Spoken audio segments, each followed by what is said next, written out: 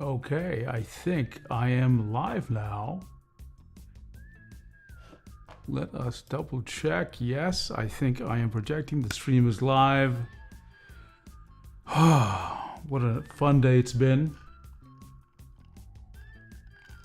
I spent the entire day focused on tablets, and it was a lot of fun. And I'll talk about what I was doing. But first, let me just ping the Discord channel and let them know I am online.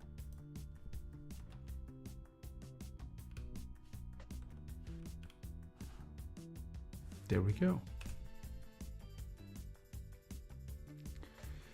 Okay. Fantastic, fantastic. Ooh, you know, when I do these tablet and chill streams, I sometimes don't really have an agenda. I have a couple of items I want to talk about. And we'll go into it's in the title of the stream. Adobe, we're going to talk about Adobe. Hopefully I'll give you some perspective on it. That'll be primarily a react to Brad Colbo's video on Adobe, which I thought was a very nice, well done video, by the way. And I'll share more about why I want to talk about it. Second is, finally, I got a chance. What my big work today was setting up a computer to do some measurements of the pen pressure response of Xencelabs V2 pens. I finally have 6 of the pens, so now I have, some ability to say, oh, the pens are. Here's what I found for initial activation force. Here's what I found for maximum pressure, and then also I want to talk a little bit about AI, which will come up sort of in these discussions, because I actually want to use AI to analyze that pen pressure data live in front of you. So I have the raw data, and we're going to see if we can make sense of it with some AI tools. Just because I know it's a sensitive topic, I am not going to use generative AI to create pictures or videos or music. I'm using it to analyze numerical data I collected with a digital scale, okay? So it's real work, if that makes sense. Okay, let's just take a look. Nobody's in chat, that's fine. Remember, we do these streams for anyone who wants to show up. And if you want to talk about other topics, let me know. If also you want to do a little bit of Q&A, you have questions. I know many people come and they see that I'm streaming, they ask about advice for a tablet, maybe a little bit of troubleshooting. Feel free to bring it up on stream. Okay, so let me just get set up. What I want to do is talk about a video. I think it came out just a few days ago. Maybe it was last week, I can't remember. It was Brad Colbo, one of my favorite tablet YouTubers. And I think it was like the video was in the role of, he was playing the role of, what if I was CEO of Adobe? And I thought we'd watch it and we'd react a little bit to it. And I'd share some thoughts, because I've mentioned this many times. I worked for Microsoft for 28 years.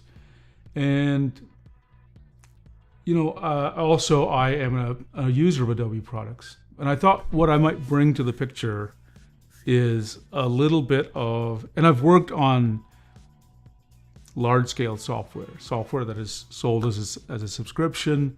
And maybe I would give you a little bit of thoughts from my perspective about what it looks like from the other side when you're selling a subscription service, and some of the things that go into. That isn't to say, this isn't to refute anything that Brad said. I just want to share with you maybe some things that wouldn't be obvious. Hopefully they would not be obvious from the perspective of someone who lives that world from the Microsoft perspective. And I don't have any contacts at Adobe. I have no knowledge of how they work. But I just want to share maybe some of the things that I think struck me in that video. Okay, let's try to find the video. And where is it? It's Brad's. Okay. You got to give me a second, because I need to make sure I am looking at the right screens here. So give me a second. And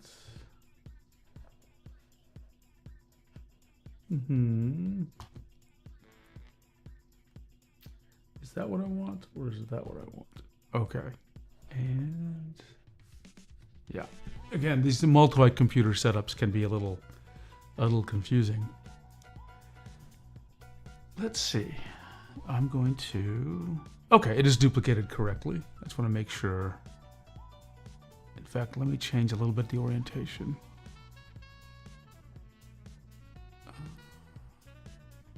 Yeah, this will probably be a little easier for me to deal with. Okay, so what it is you remember in our last stream, I got this Asus 16-inch pen display, which is what I'm using. I'm meant to use it for whiteboarding, so I will do that in this session probably, but I'm using it also to see the video in front of me. Also, I'm seeing it through the teleprompter. You're not seeing it. Not quite yet. We'll get there. Let's see. You should at least be seeing that screen in a second, and let's see if that's correct. Yeah, I think you are seeing it. Okay, there we go. You're seeing me in the desktop there. Perfect. Perfect.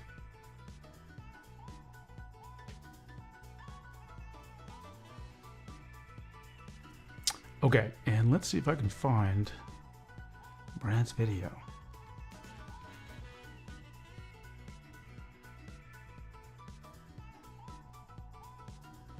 Where did that window go? You gotta love it when windows open up in weird places.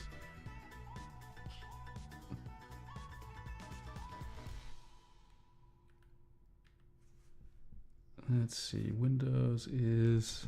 There we go, Google.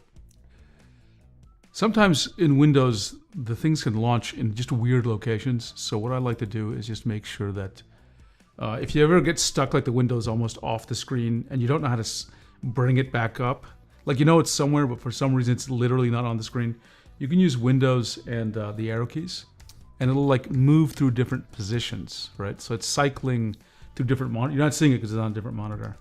It's a nice little tip. Okay, and let's just make sure. Okay, Discord. All good, all good. Let me close some of these other windows, otherwise I'm going to get confused.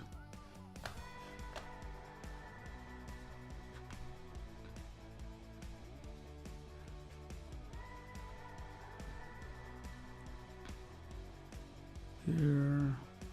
Keep this. That was the Asus application from the other day.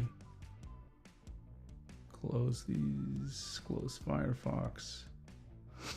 Close Edge.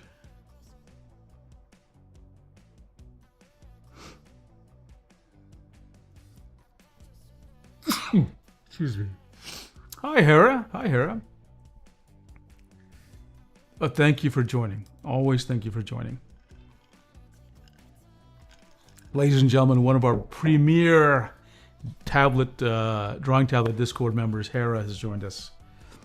And let's see. Can't really chat, but it'll be good to chat on my commute. Perfect. Perfect. Thank you, Hera. Love it when you're on the stream. And actually, before I start Vlad's video, let me bring up my notes. Actually, you know what? I'm going to change how Windows maps my displays. This was doing it up and down is getting me more confused. I'll do it left and right. There we go. That should simplify life for me. Okay, and I have my pressure or notes. This is from the other day. Yeah, we'll it certainly deserved, Harry. It certainly deserved. Let's see. I want to start a new page. So let's create a new page, which is, what is today? This is a chill stream. TNC, tablets and chill, we'll call it today. And this is what? The 28th? Okay, perfect. Perfect.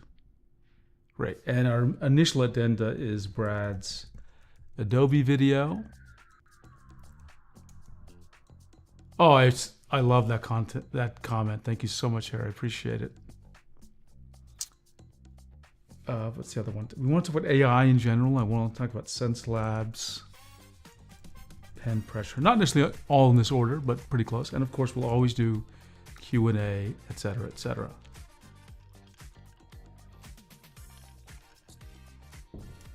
Okay, first topic. Let's find Brad's video. We need to find it. before we talk about anything else. So I'll go to YouTube and let's see if we can find it. Brad Coble. How I would save Adobe if I were Adobe CEO for a day. Okay, I'm gonna just, you can't hear it. We're not gonna play it quite yet. I just wanna make sure that I copy it and put it in the notes if I need to refer back to it later. And I am going to, how do I put it in the YouTube chat? I've got an idea. I'm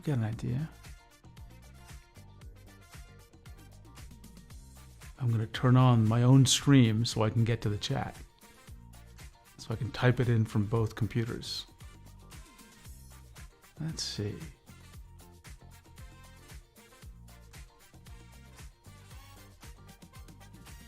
Okay. And I want to break out the chat. Pop out chat. There we go. And once I pop out the chat, I don't need to keep that stream up. Hopefully, yeah, there we go. Perfect. Okay, now I'm going to paste in the link to Brad's video. Okay? And now, before we watch it, let's just make sure we have the audio correctly set up for watching it. I think it is this. Oops, no. It's this. I think it is actually. Okay, let's try it again. You weren't hearing it because I actually had it muted on Windows. That's okay. Hopefully it won't be too loud. Let me push this down a little bit. Let's down. Yeah. Let's test the audio and see if it's just working. Size that asks, what if we took the CEO of Adobe and yeeted him out of the building? Okay. I think then I got the audio set up correctly. Okay.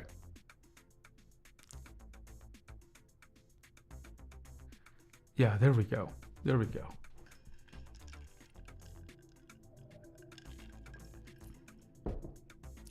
Now, let's watch. And if anyone is having trouble hearing what Brad is saying, just let me know. And I'm awful about talking over when I do a react, so I'm going to be more diligent this time about making sure I stop the video and then say something so I'm not talking over the person who's speaking. Let's see. By the way, I think Brad did this as an animation, which I think is wonderful. He's really doing a lot of that lately. This is a thought exercise that asks, what if we took the CEO of Adobe and yeeted him out of the building? Don't worry, he wasn't hurt. We asked some of Adobe's most loyal customers to catch him. They're training their AI on the stock art we upload, you know. What? And we replace him with someone completely unqualified to run a major multinational corporation. Is this mahogany? Okay, sir, company's yours. Make line go up. This is on. First of all, I cannot even imagine how much effort it was for Brad to make this video. I've never done any animation, but I'm very sure this cannot have been easy at all. As CEO, I'm going to be changing things around here. You're going to like some of them. Other changes, you may hate. Or maybe you'll just hate the things I don't change. I don't know. But my goal is to focus on Adobe's long-term health, not short-term profits. I believe that making the best software for creative professionals is possible. And if we let the quality lead, the profits will follow. And while I don't... So I'm glad he put it out that way. He's talking about the long-term effects, not the short-term, which is totally valid. Think the current management has any interest in doing this, or maybe they just don't know how. The rank and file engineers, designers, and project managers who work at Adobe definitely do, and they want to make the best software they can. I want our customers to stop saying, oh man, I really want to leave Adobe, and start saying, oh. So just one thing I wanted to point out there is this is pretty typical for a large enterprise at the global scale of Adobe. You know, there can be a kind of discrepancy between what, you know, the average person in the company who actually is in engineering or in marketing feel about how things are working, and not only what executive leadership is saying. And I'm actually trying to bridge a gap here that is about how communication works in companies. And you'd be surprised because and there are also layers in between, right? And we did an exercise at Microsoft in the team I was in where we each one of us played roles in different layers. And one thing that's really surprising is how the strategic vision of something sometimes just does not trickle down in a meaningful way to the layers below, especially to what they call the ICs, the individual contributors. And similarly, the information, on the ground truth of what's going on does not come back up to the executive leadership. And what was really interesting about this training was it really emphasized and made me really proud of being in that middle management's not quite the right word because it implies you're just a middle manager. More like you're in between the executive staff and the people actually doing the work. And the power that role has, because it's that middle layer which has visibility in both directions, which can make things better. So what I mean to say by all of this is I'm glad he recognized that there's this separation, but also, I'm hoping people in that middle layer in Adobe watch this and maybe we'll see some impact.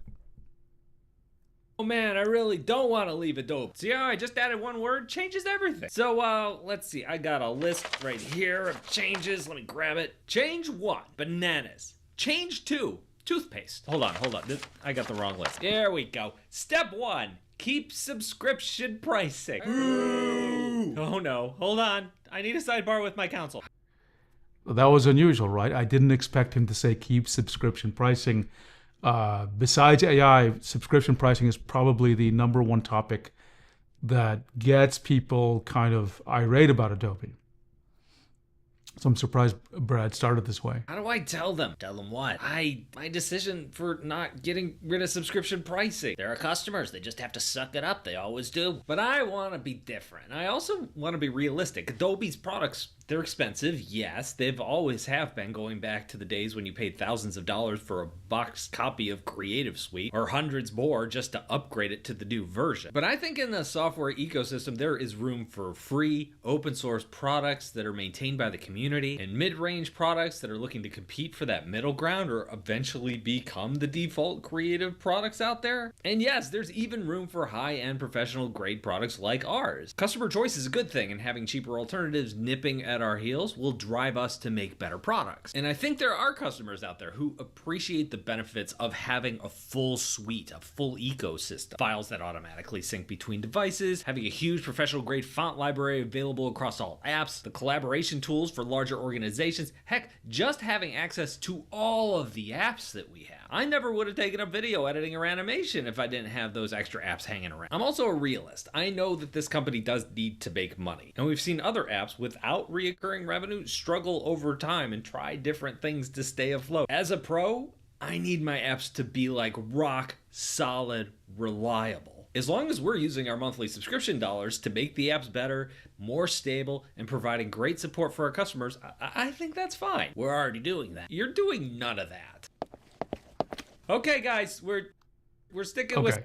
That was interesting. That was actually interesting. I said before that I'd worked in subscription software for a while, and it's actually worth talking a little bit about what some things I heard there. Toward the end, it was about, he said, none of that's happening, right? When value is not being delivered. Earlier, he talked about the difficulties of having a business that is not subscription-based. So let's start with the first point he made about recognizing that it can be a real struggle if you're not using a subscription-based model. When subscription-based thinking came, when was I introduced to it? It was something like in 1999. And I was working in the Office team, so Microsoft Office. And at that time, I was part of a application called Microsoft Photo Draw, which one day I hope to demo in front of you. And there was a memo by Steven Sinofsky. I forgot what it was called, but the context here is, at that time, we sold Office, we sold boxes of Office, right? And most people got Office by getting the boxes and the CDs. Okay, obviously the world has shifted since then. Let me take a drink. So every year, our customers. When I say customer here, I'm talking, of course, about just individual people as well as institutions and enterprises. Enterprises, I forgot the formal definition is. I think it's any business with over 500 employees, something like that. Whatever the number is, it means it's a relatively large business. And, they have their cycles in which they purchase things, okay? And they purchase it at a certain time in the year, and then they, that's it. And at that time, there was a push to get Office on a subscription model, what they called as a service, software as a service, back then. And implicitly in that was a subscription. And there was a paper written by a vice president of Office called Xencelabs, which is basically, again, I can't remember the title, but it really was about why we want to go through services. And it was actually one of the most well-written papers I ever read in my life. I talk about it all the time, basically in very simple terms.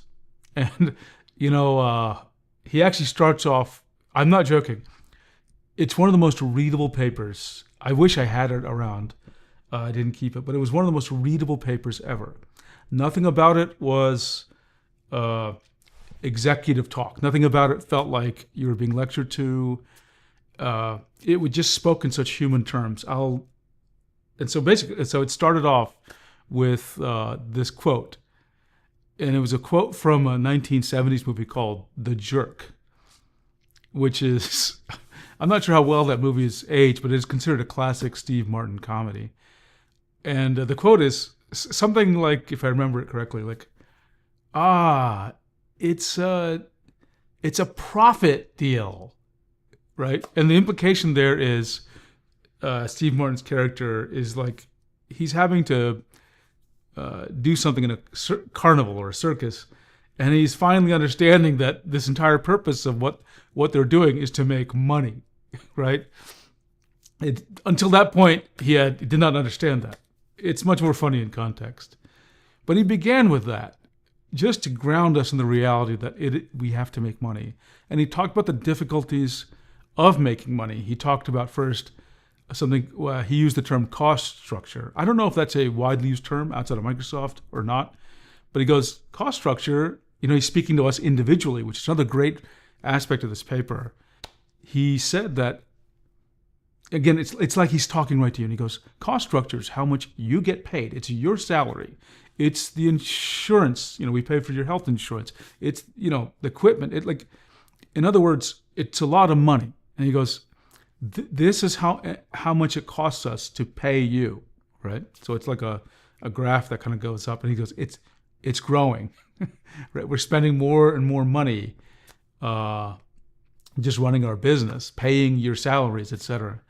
And he goes, every couple of years, which is how it was in Office back then, we release something and businesses buy it for that year. And then we make a lot of money because everyone's buying the thing. But then we don't release that thing for another 2 years. And so there's no more money coming in. He goes, and so even though technically it all averages out, it creates a lot of fear and panic from investors because they don't like seeing that a whole bunch of money comes in 1 year and then nothing comes in the next for a given product unit. They like a more steady, even thing. And he just went on this thing, and I can't remember every detail of it, but by the time he got done, by the time I was finished reading his paper, I was like, okay, I understand why we're doing this. And I understand why, in fact, if we don't do this, we're going to have serious problems surviving as a business. Business here meant specifically Office, right?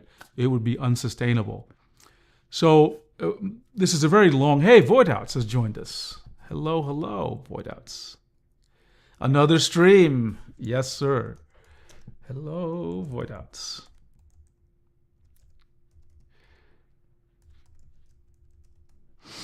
Nothing like just chilling out with these streams. Okay.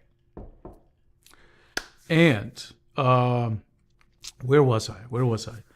Yeah, so I was left convinced that we had to move to the subscription model. Now, by the way, just remember, he was thinking this way before the internet as you know it existed. Okay? Obviously, the internet was around in 1999, but the way we interacted with it was quite different. Okay? Remember, this again was the age when very few people had cell phones. This was an age when not everyone was online.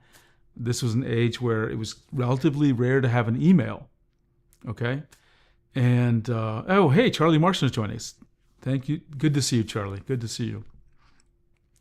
So, the full implementation of subscriptions and software as a service didn't come until later. Okay? So he was talking early. Yes, we are talking about the Brad Cobo video. Exactly. I'm reacting to it, and I'm just sort of playing it a few seconds and talking about it.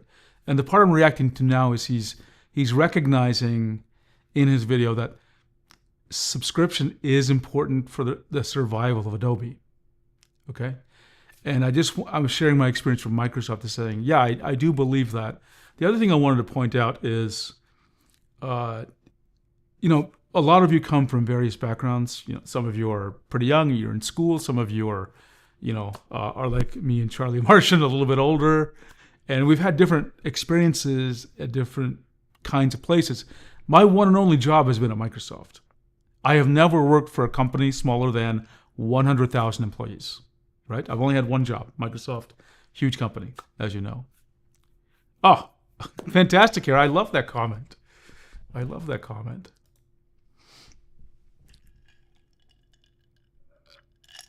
Well, I really appreciate it because I'm trying to give you something, beyond tablets. I'm trying to give something of what as a person who worked in an industry, which I don't think you'd normally get from lots of other channels. So where was I? I was agreeing with Sinofsky, and where I was going was a lot of you don't know what the cost structure is like. And what I mean by this, you have no idea how expensive it is to not even develop software, to simply have an employee. Okay? Like, I'm sort of, the numbers can be a little different, but just pretend this for a second. Let's suppose as a company you pay an employee $100,000 a year, right? Now, whether you believe that's a lot of money or not a lot, let's just pretend it's $100,000. That's their salary. That's their total income, pre-tax. The company actually has to spend. Okay, so obviously they have to spend $100,000. They end up spending, because of insurance and the air conditioning and the equipment you use and mowing the lawn, whatever. It's not $100,000. It's not $150,000. The total cost would be $200,000, maybe $300,000. And $100,000 is not a big salary in the tech industry in some companies. So each employee, even though their individual salary may not be huge, the total cost of having an employee is really high. And it is expensive. And that's just to have a person employed. Can you imagine that you have to heat the buildings and cool them down and provide, there's a cafeteria that has to be staffed and security. Like, it is expensive. You would not believe it. Okay? You would not believe it. There's no, I do appreciate that people work on open source. Hell, I have projects out there on GitHub that I freely share with people. But it's rare that I've seen anything sustainable out of it. I'm sure there are. I don't have the details. But yeah, you're not going to get something like Adobe without a lot of human, just literally human investment, right? You would not believe the costs. And you need to have a way to fund that. And subscriptions is probably the only realistic way to get something as big as what Adobe is offering you. The other thing Brad talked about in the clip just before I paused was he recognizes, I think, that some of us just use Photoshop or Illustrator. That's basically where I live. I don't touch anything else. But they're offering you a full suite. Now, how well that suite is integrated, I think it's gotten better over the time. But they're offering you a lot of value. I think that is true, right? Is it expensive? Yeah. I totally understand it is expensive. I think if you are working in the professional industry, it's a sort of cost of doing business. So I don't find the prices crazy exorbitant. I do wish for certain sets of people it costs less. I know in certain regions what they charge is very high relative to what people earn. Obviously, it can seem out of. I don't even know how it works with students these days. Do they have a discount? I think they do, but it still may be quite high. Okay, so I just recognize it's a real struggle to make the financials work here. Okay, sorry, it was a long explanation of my subscriptions. But there are some big problems with it. And I want to go back to one thing. Just letting your subscription labs subscription dollars to make the struggle over time and try different things to stay afloat. As a pro, I need my apps to be like rock solid, reliable. As long as we're using our monthly subscription dollars to make the apps better, more stable, and providing great support for our customers, I think that's fine. We're already doing that. You're doing none of that. Okay, now that was a pretty sharp comment, okay? So he's like, remember, Brad's pretending to be the CEO of Adobe, and he's saying, as long as we're making things more stable and rock solid and just improving, and I guess he's talking to someone, in the executive leadership team, and that person says, we're already doing that. And Brad says, you're doing none of that. Okay, it's a little bit of like I said, it's a little bit of a sharp take. I can get the sentiment, though. I can absolutely get... Oh, so you didn't see the video. Sorry. I didn't realize I wasn't playing it for everyone. Let's try that again. I wasn't quite understanding that... Let's do it again. Reoccurring revenue, struggle over time, and try different things to stay afloat. As a pro, I need my apps to be like rock solid, reliable. As long as we're using our monthly subscription dollars to make the apps better, more stable, and providing great support for our customers, I think that's fine. We're already doing that. You're doing none of that. So also excellent comedic timing on the part of Brad. But yeah, this happens. This is a challenge. This is a real challenge. I think there are multiple issues driving this, but let's try to capture what the problem is. The problem is you're paying some amount regularly, and it is a lot. Let's not pretend it's a small amount. And how much? You're probably paying as much as you're paying for like your phone, right? Like your cell phone, mobile phone service. That is a lot. And you can sort of feel okay with it if you believe things are getting better and more solid and stable and staying that way. I don't know. I personally have had a very stable experience with Photoshop and Illustrator. I have my pet peeves with them, like how they work with switching APIs for tablets like Windows Ink and WinTab. But I haven't experienced lots of bugs and instability, but my use case is so narrow. 99% of the time I'm in Photoshop and I'm only doing very specific things, right? I am not a power user. I'm basically just, I'm almost just doing such primitive photo editing. I do hear some people struggle with the stability of Photoshop and the reliability of certain other applications. Now, I cannot explain why that is, or, I don't have any data to show that, 99% of people experience it or not. But I totally am sympathized that some people may feel like the basics aren't working. So it would be good I would say if I, sort of to add on here from Adobe's perspective, it'd be good to understand how things have gotten better. And I'm going to show you an example of something that Microsoft did some years ago. Because you remember, there's another piece of software, you may have heard of it, called Windows. And we may have all had a blue screen or something. And sometimes you can get the feeling nothing's getting better in Windows. And I'm going to show you something that if I can find it will show you that it has gotten better. Let's see, Voidouts has a comment. Let's take a look. I agree with his points, but I'm thinking, what would happen when the feature set and stability have plateaued in the app? And we're going to get there. We're going to get there. Let's see. I got to find this. I'm searching in another window. You can't see it quite yet. I think it's something called like approach to Windows quality. Windows quality. It was a blog to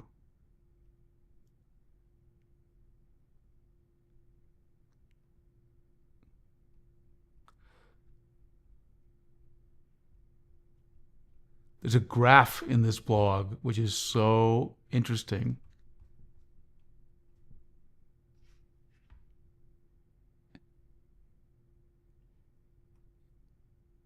Wouldn't you know it?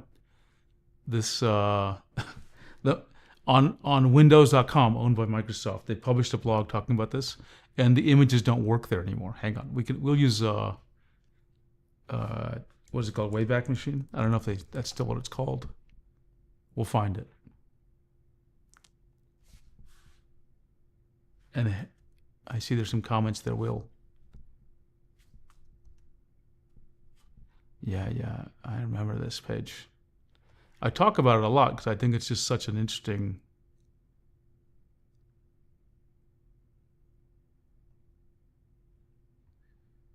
Okay, let's see if they got the images.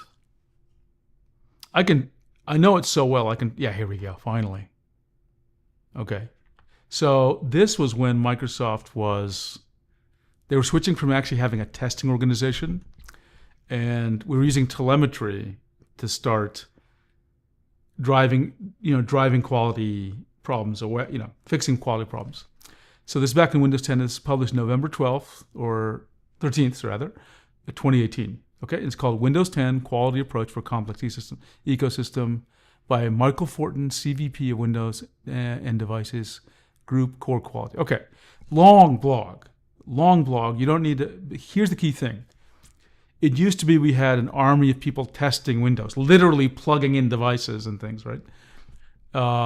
And now we switched over to telemetry. And I showed this graph that was published many times. Let me see if I can zoom in a little bit. Yeah, here we go. Take a look at this graph. This is the customer incidents reported. So this is at the time of Windows launch, and then lots of people report issues. But the numbers of how many issues do people actually experience, you can see the numbers are very clear. Windows has gotten better, like more stable, right? And I think it took a lot of courage for this data to be shown, because you want to reveal that we take it seriously. We're not have anything to hide. Anyway, I'm showing you this because it is not clear if you use Adobe and even if you're satisfied or dissatisfied, how things have gotten better, right? At least I haven't seen it clearly stated, right? Maybe it's there, but I haven't seen it. Okay, we have a lot of comments. Let's take a look here.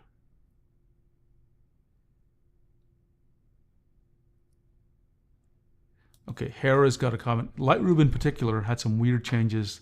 There was a classic version, a new version. I just ended up the classic all the time. Interesting. So they simplified Lightroom, meaning it sounds like they removed features, Hera, which is always disturbing for people. Actually, I still have some leftover Adobe software on my PC, even after uninstalling, and I can't be bothered. Oh, it always breaks my heart when uninstalls don't remove everything. Oh, and Mir has just joined us. Welcome, Mir. Today, we're reviewing or reacting to Brad Colbo's video on Adobe, where he's thinking about what he would do if he was CEO for a day. And we're doing a little bit of AI, and we're examining pen pressure data for Xencelabs V2 pens. Oh, thank you, Hera, for summarizing all that. Yeah, I think blue skins of death are getting really rare. I believe that's true. I mean, I still don't like seeing them, but they are getting rare. And I can't remember the last time. I haven't had one in over a year, right? Maybe even 2 years, to be honest. Always used to think I'd get a blue screen of death once a year, but I haven't seen it in a couple of years now. It could even be longer. It might be 3 years. Okay, there's one other thing he hints at here in this video, which I want to talk about, is innovation. Like, there's the stability part, and then there's like, what are you giving me, right? I am not a heavy user of Photoshop, so I'll look for your comments on there. I will say, everybody, again, I'm speaking from my perspective with the software I ship. No one in a product team doesn't want to give you more stuff, right? We want to make you happy. We want to make you as productive as possible. Some things, you'll be surprised, some things that from your perspective seem simple, like just add a button to do this, is first of all, it can be much harder than it seems, right? Number two, when you're shipping software, you're also prioritizing. And you think about, will making a 5% improvement here be worth it? Because there's an opportunity cost, meaning you had to not do something else. And often what can happen is, if you're an operating system, this is called resource starvation, which is all your resources are going to the, quote, the priority things. So things at the lower priority never get dealt with, right? Little things that are irritations never get fixed because there are all these big ticket items that are kind of more important to the business. So they get fixed or they get added or whatever. My approach to that, at least one of the approaches I've used in Microsoft, was try to give a team a budget, meaning think about like you have 40 hours in the week. You give the team a 10% budget, so 4 hours a week, right? And you tell them, look, 90% of the time, you got to execute on our agreed upon business priorities, okay? And that's a big plan we come up with. But the other 10% of the time, you and your feature crew, you're the experts. You know what's happening with your users and what they're struggling with. You add or fix or do whatever you feel will make your customers happy. Now, I like this approach because I like to give engineering teams an ability to feel control over their lives and feel like they're making people happier. There are other techniques you can use. I'm just saying this is an easy to explain one and one that I've seen work very well as well also, right? Okay, let's take a look. So I feel like people are implicitly telling me they have lots of irritations with Adobe software, but they're not seeing these little irritations going away, and they're wondering why, right? Because they're paying a lot of money every year, and these things that irritate them aren't getting better. Let's see, Charlie.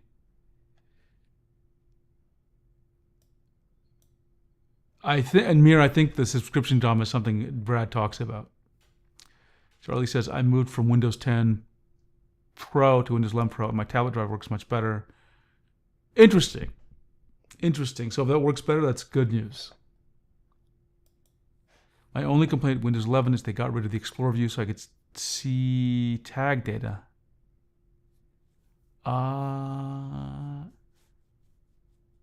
Interesting. I'm curious what you meant by tag data. I use Explorer a lot, and I'm very familiar with how NTFS can add data. So I'm curious what you meant in this case. What feature is now not seeable? Let's see.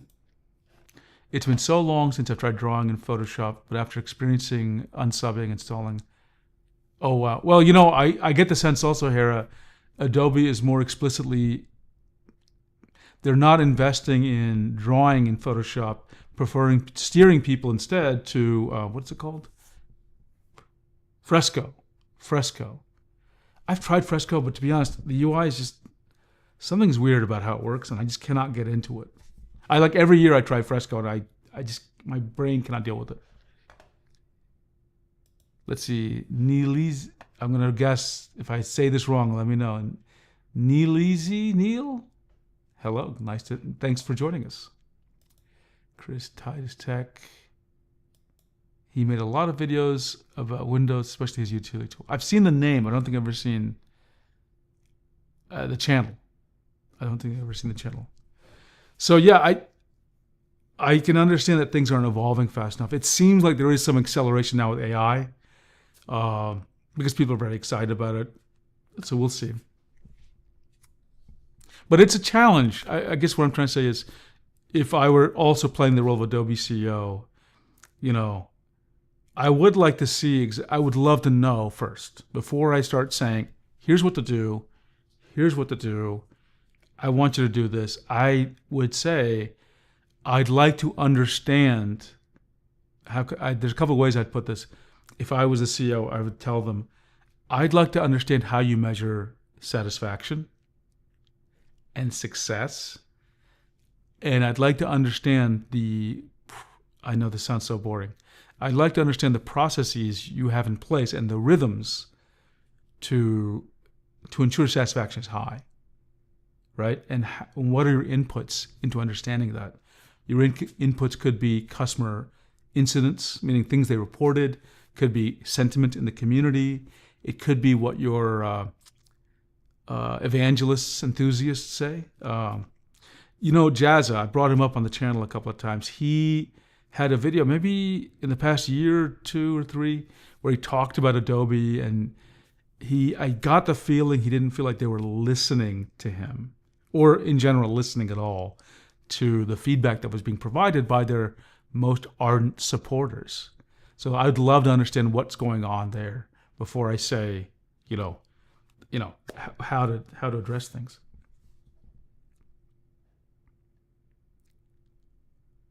Let's see, Charlie, I used to be able to set a view and explore where the properties were visible on the right side and easy to type in keyboards, tags.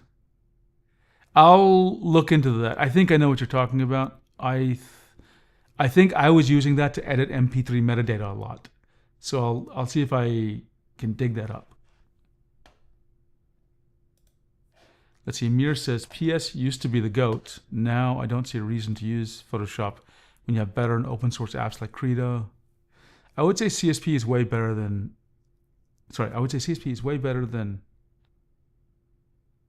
PS, I think, for drawing. I would agree. Look, but I also think we have to be fair.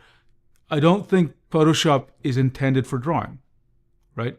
I think people have done that. I'm still surprised they do it. So I'd agree with your sentiment, but I also think it's not the right tool for drawing, even though many people somehow are really good at using it that way. And that surprises me.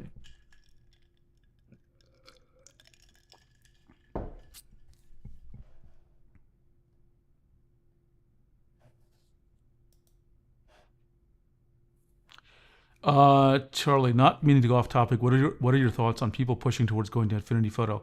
Okay, hold on to that one, Charlie. We'll get to it. Okay, let me just let me note it down somewhere, and we will absolutely get to it. Okay, and if I don't bring it up again, just remind me. I do want to talk about it, and I want to talk about why I use Affinity and why I use Photoshop. I have both. Sometimes I choose one over the other. CSP has some issues with banding in smoother areas, but other than that, it's a much. I agree. I love Clip Studio Paint. It to me is like the best thing out there. I mean, for the kind of things I do. I wasn't a huge fan of Affinity Photo, but the vector program was pretty nice. Yeah, I'd say that. Okay, let's continue here. And Charlie, I will not forget your what you wanted. Okay, let's see. Okay, guys, we're sticking with subscriptions. But there are some big problems with it, and I intend on fixing them. Just letting your subscription lapse doesn't mean you shouldn't ever be able to open a file again. I think there's a lot we could do there. Hey, can you... Okay, I like that idea. I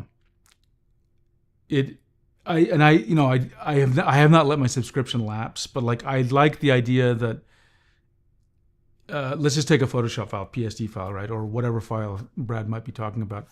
If your subscription ends, you should still be able to open the file, right? In a read-only way. Maybe you can export it. That would be a fair comment, right? One thing I don't like, I'm not saying Adobe does this. I'm just saying I have I have been part of software that had special file formats where once you got it in, it was stuck there and you couldn't even get it out. So I'm a big proponent in not locking people in that way. Okay. And so at least being able to see and export any content you made with something, even if your subscription has lapsed, is fine. Clip Studio Paint, I've showed it to you many times on stream. I launch it without a license, and I can use it in doodle mode, where I could open a file, even draw. I just can't save, and I can't export. That's wonderful for me because I'm testing on so many machines. I think it's a very friendly thing they do.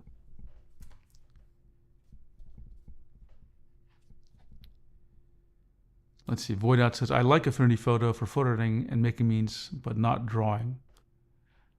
Yeah. Okay. Since Voidout mentioned Affinity Photo, I will say this. So you have to remember some context for me. I quit digital art for like 10 years. And remember, I was never really the most heavy Photoshop user. Okay. And so my brain is stuck. Let me look up the dates for this thing. When was Photoshop? What was the version of Photoshop before it became CS6 or whatever they call it? I'm looking up in Wikipedia. Let's see if you can find it.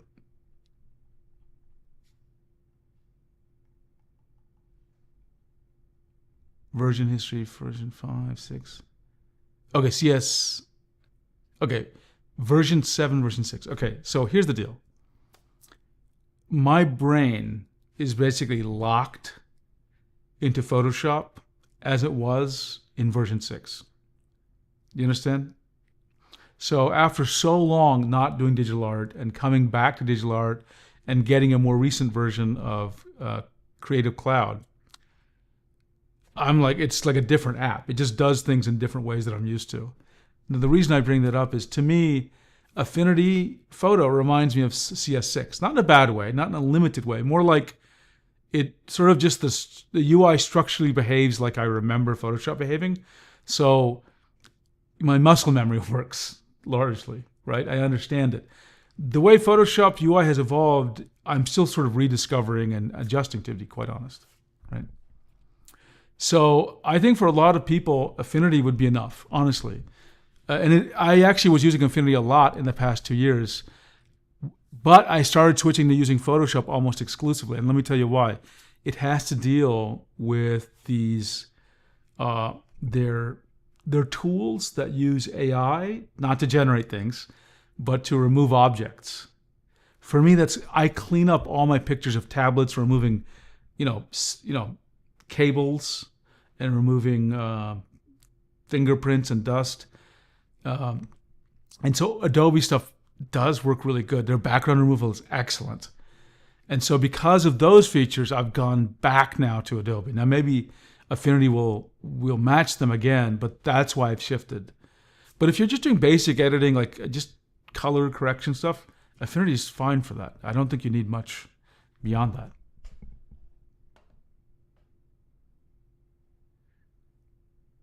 Let's see.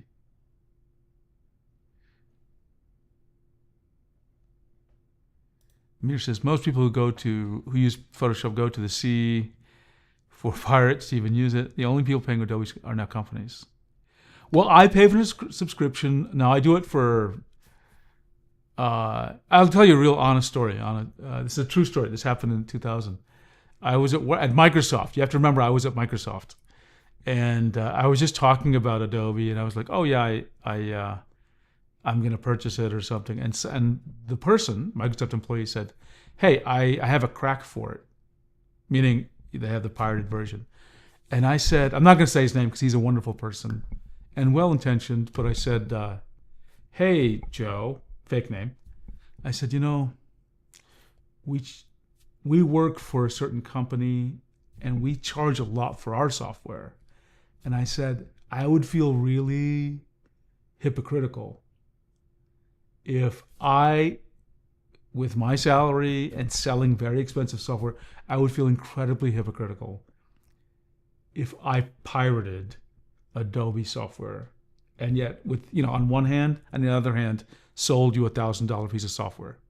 Like I couldn't deal with that, right? So I said, thank you. I made sure he understood I wasn't scolding him or yelling at him, or I was just like, I appreciate it, but I can't accept that. Meaning I can't, not like I can't, it's unacceptable. More like I have to take a little bit of the high road here because it's just hypocritical if I didn't, right? So I do pay for Adobe, but I understand that for a lot of people, and I'm sure Adobe knows this, pirate it. Let's see, Harris says, do you like these industry stories? I hope it's interesting to you. I do like how CSP and Procreate can export and import PSD files. Yes. That's one of my favorite features. Occasionally I need to just, because Photoshop's really good with its remove background, I need to just do something in Photoshop real quick and get it back into Clip Studio, and that helps quite a bit. Critical. Okay, let's see. More comments here. Yeah, I think it's just, everything works with it. I think that's why people like PSD. I don't think there's anything special about it. Just, it works for most people.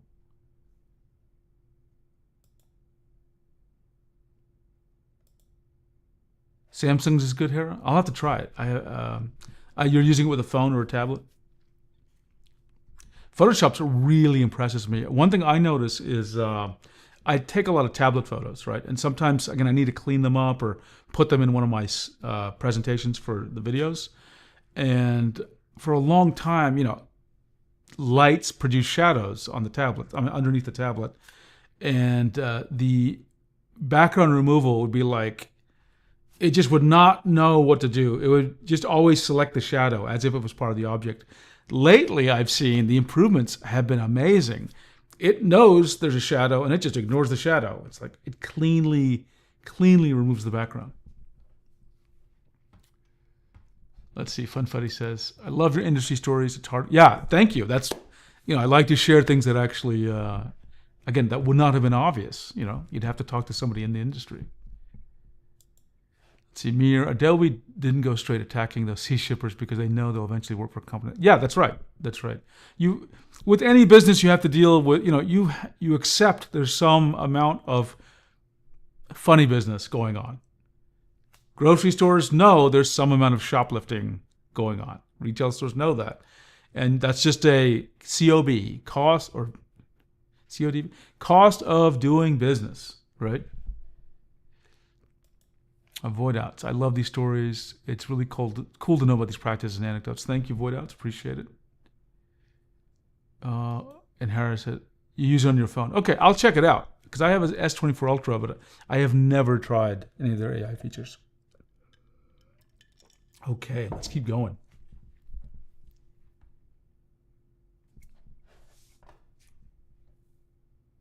Get me the file on predatory practices. The file? Which one? There's more than one. Oh yeah, we have an entire floor dedicated to coming up with new predatory practices. Okay, that's a little harsh to say that. It's a joke, I get it, but it's a little harsh. Of course you do. But funny. Predator floor? I expected this place to be more...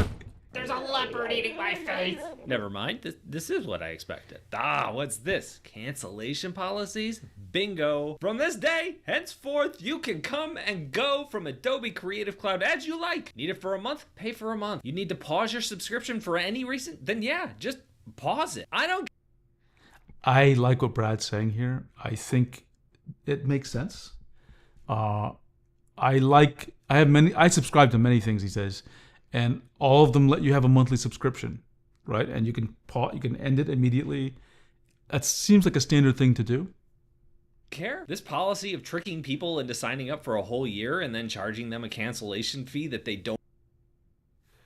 Let's see. They sign up for the year, and then there's a cancellation fee.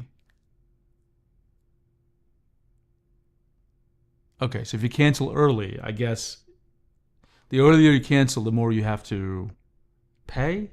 Or it's just a flat fee? I'm not sure. I didn't know this. I mean, I vaguely heard about it, but I wasn't sure what's What to going on. expect is so freaking short-sighted. Do you think anybody's coming back to Adobe Creative Cloud after they've been charged a $300 cancellation fee? No! You've lost a customer for life. When I do research for my videos, I'm always coming across posts of confused customers who accidentally bought the wrong thing and are now locked into that annual contract just because they didn't know how to open a PDF, which is so weird because if you bought the wrong drawing course from me, I would just give you a refund or trade it in for the right course. 99% of the businesses in the world operate this way. If the waiter brings you the wrong meal, they don't charge you a cancellation fee if the plate's been on the table for more than 14 seconds. I'm sorry, sir, that is our policy. But for some reason, once a corporation hits a market cap of $1 billion, they're allowed to do that with impunity. Why do rich people get a completely different set of rules? So, cancellation fees, gone. Okay. Yeah, I would broadly agree with what Brad's saying. I think it's even if there was a what do you call it? Even if there was a financial reason, you'd have to recognize this creates animosity, and it creates. What's the example? I'm trying to find an analogy that will work in this case. It's about relationships. I don't know, husband, wife, girlfriend, boyfriend, whatever. It's like this, or a friend. If the relationship you have with somebody ends, we all hope it ends amicably and on good terms for both parties. Sometimes relationships do end, right? You're not getting what you want, whether it be business or personal. You'd hope that the person, the other person, is not going to talk bad about you to others. This kind of cancellation fee, because it is a lot. You might feel differently if it was $20, but it sounds like it was $300, almost $400. Will create animosity, and it'll create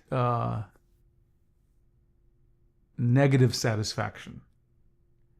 In the industry, there's a measurement we use. Okay, I'm going to tell you about it. It's called NSAT. Okay, now lots of people use it. It's not a secret to Microsoft or anything.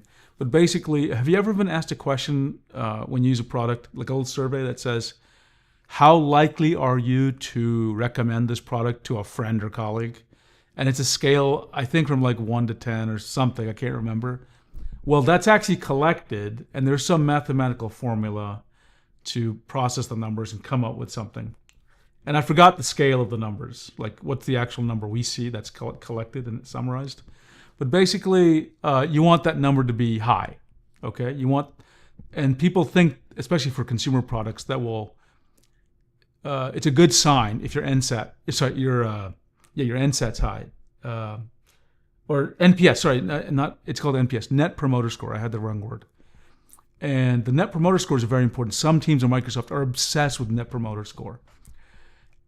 I got to tell you, I get it that there could be financial reasons they're doing this, but it is not, people aren't leaving the relationship and talking good about the company.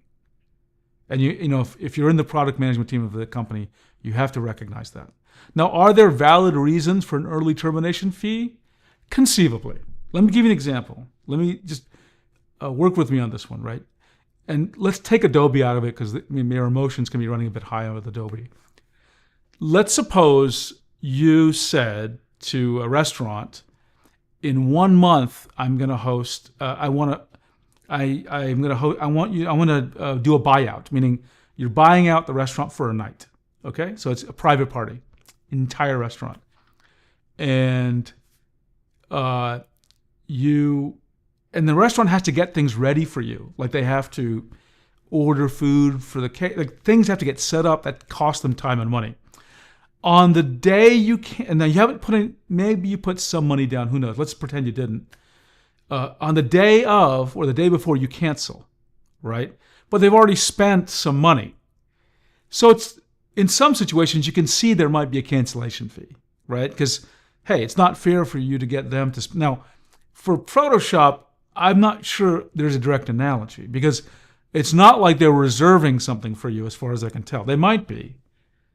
Like they might have purchased more servers or something for more volume of AI, but now you're going to cancel, so they don't need those servers. But it's just, for most of us, it would feel really weird to have this kind of cancellation fee. So I 100% agree with Brad here. Let's see, there's some comments. Charlie says, I only use it now because I have to on certain projects, but I'm definitely not a loyalist to Adobe. It's a common sentiment, Charlie, which is interesting. Voidout says the cancellation fee seems a short-term gain thing. I would love to know the actual, forget what they tell us. If I was a CEO, I would love to just understand. Again, I'm always of the thinking that when you go into a situation, before you formulate an opinion, you have to have a beginner mindset, right? In Microsoft, the slogan we have is, we don't want to be know-it-alls. We want to be learn-it-alls. You should go into situations with that perspective. So if I was a CEO, I would not berate them about this. I would say, please share with me your thinking and why you feel this is the right thing to do. And what are the trade-offs? So there's always trade-offs, right? So first I would learn about this one and understand why. And let's see what in Microsoft, we always talk about levers. When you make a decision, there are different levers, right? Push this lever, a few customers might be less happy, but most will be much happier, right? You might go that way. Or you might say, oh, okay, we're going to push this lever and everyone's just going to be slightly happy. No one's going to feel thrilled. And this one's going to cost more and this one's you got to think about which levers you have, right? And this is literally what we say at Microsoft, by the way. We talk about levers. So I would like to understand the levers. What leads them down that path? Let's see. I just had my subscription on a card expired and it didn't bother changing my card. Got it. So you just let it run out. CSP, I don't mind subscribing to. It is very affordable. I think CSP Pro is, what is it? In the US, at least, it's $50 a year. I have 2 different subscriptions to it because I have so many PCs. Charlie says, I like Brad's progress as an artist, enjoys animations and humor. Yeah, this is a really well done animation. I don't think he's done one that's so elaborate as this one that I've seen, but I love it. I mean, I like when his face is on too, but this is really cool. Let's see. A cancellation fee is a common scam tactic in the insurance industry. You have to keep giving them money for the X amount of money, or you can only get 50%. Oh, I didn't know that. Brad's videos are great, but I would still like a video that are slow and calm and has a little music. Got it. Okay, let's keep on.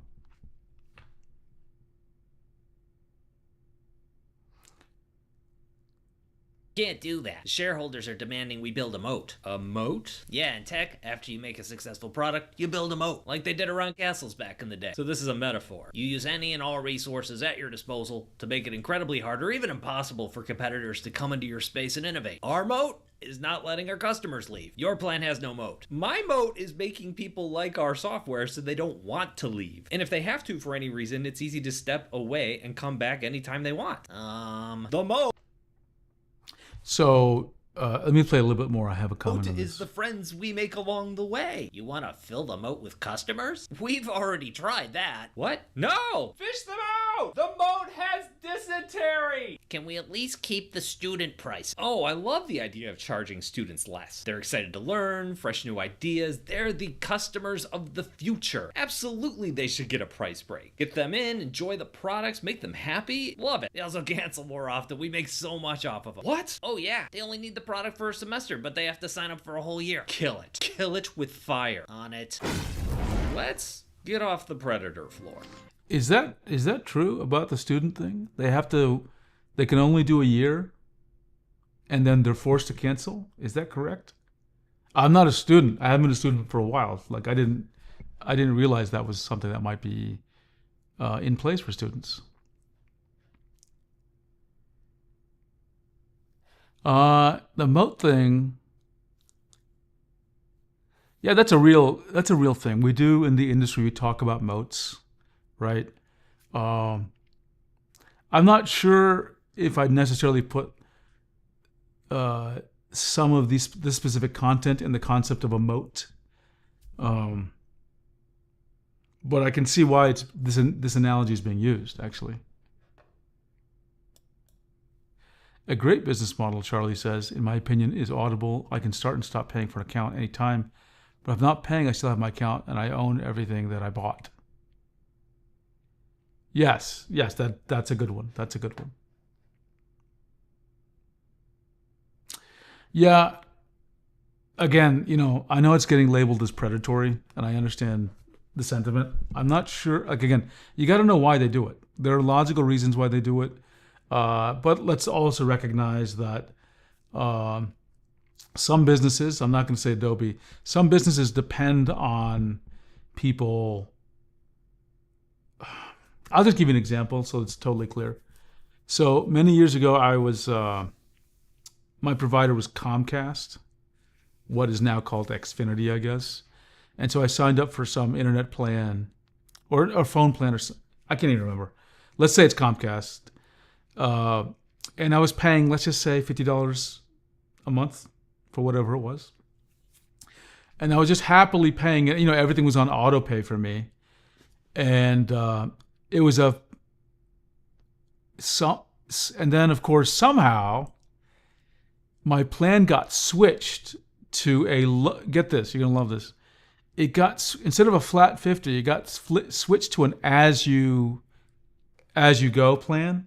So where, according to their math, I'd pay $20, right? I didn't know this. It just happened without, I'm sure they sent a piece of email or not even email, printed mail that I didn't read or see.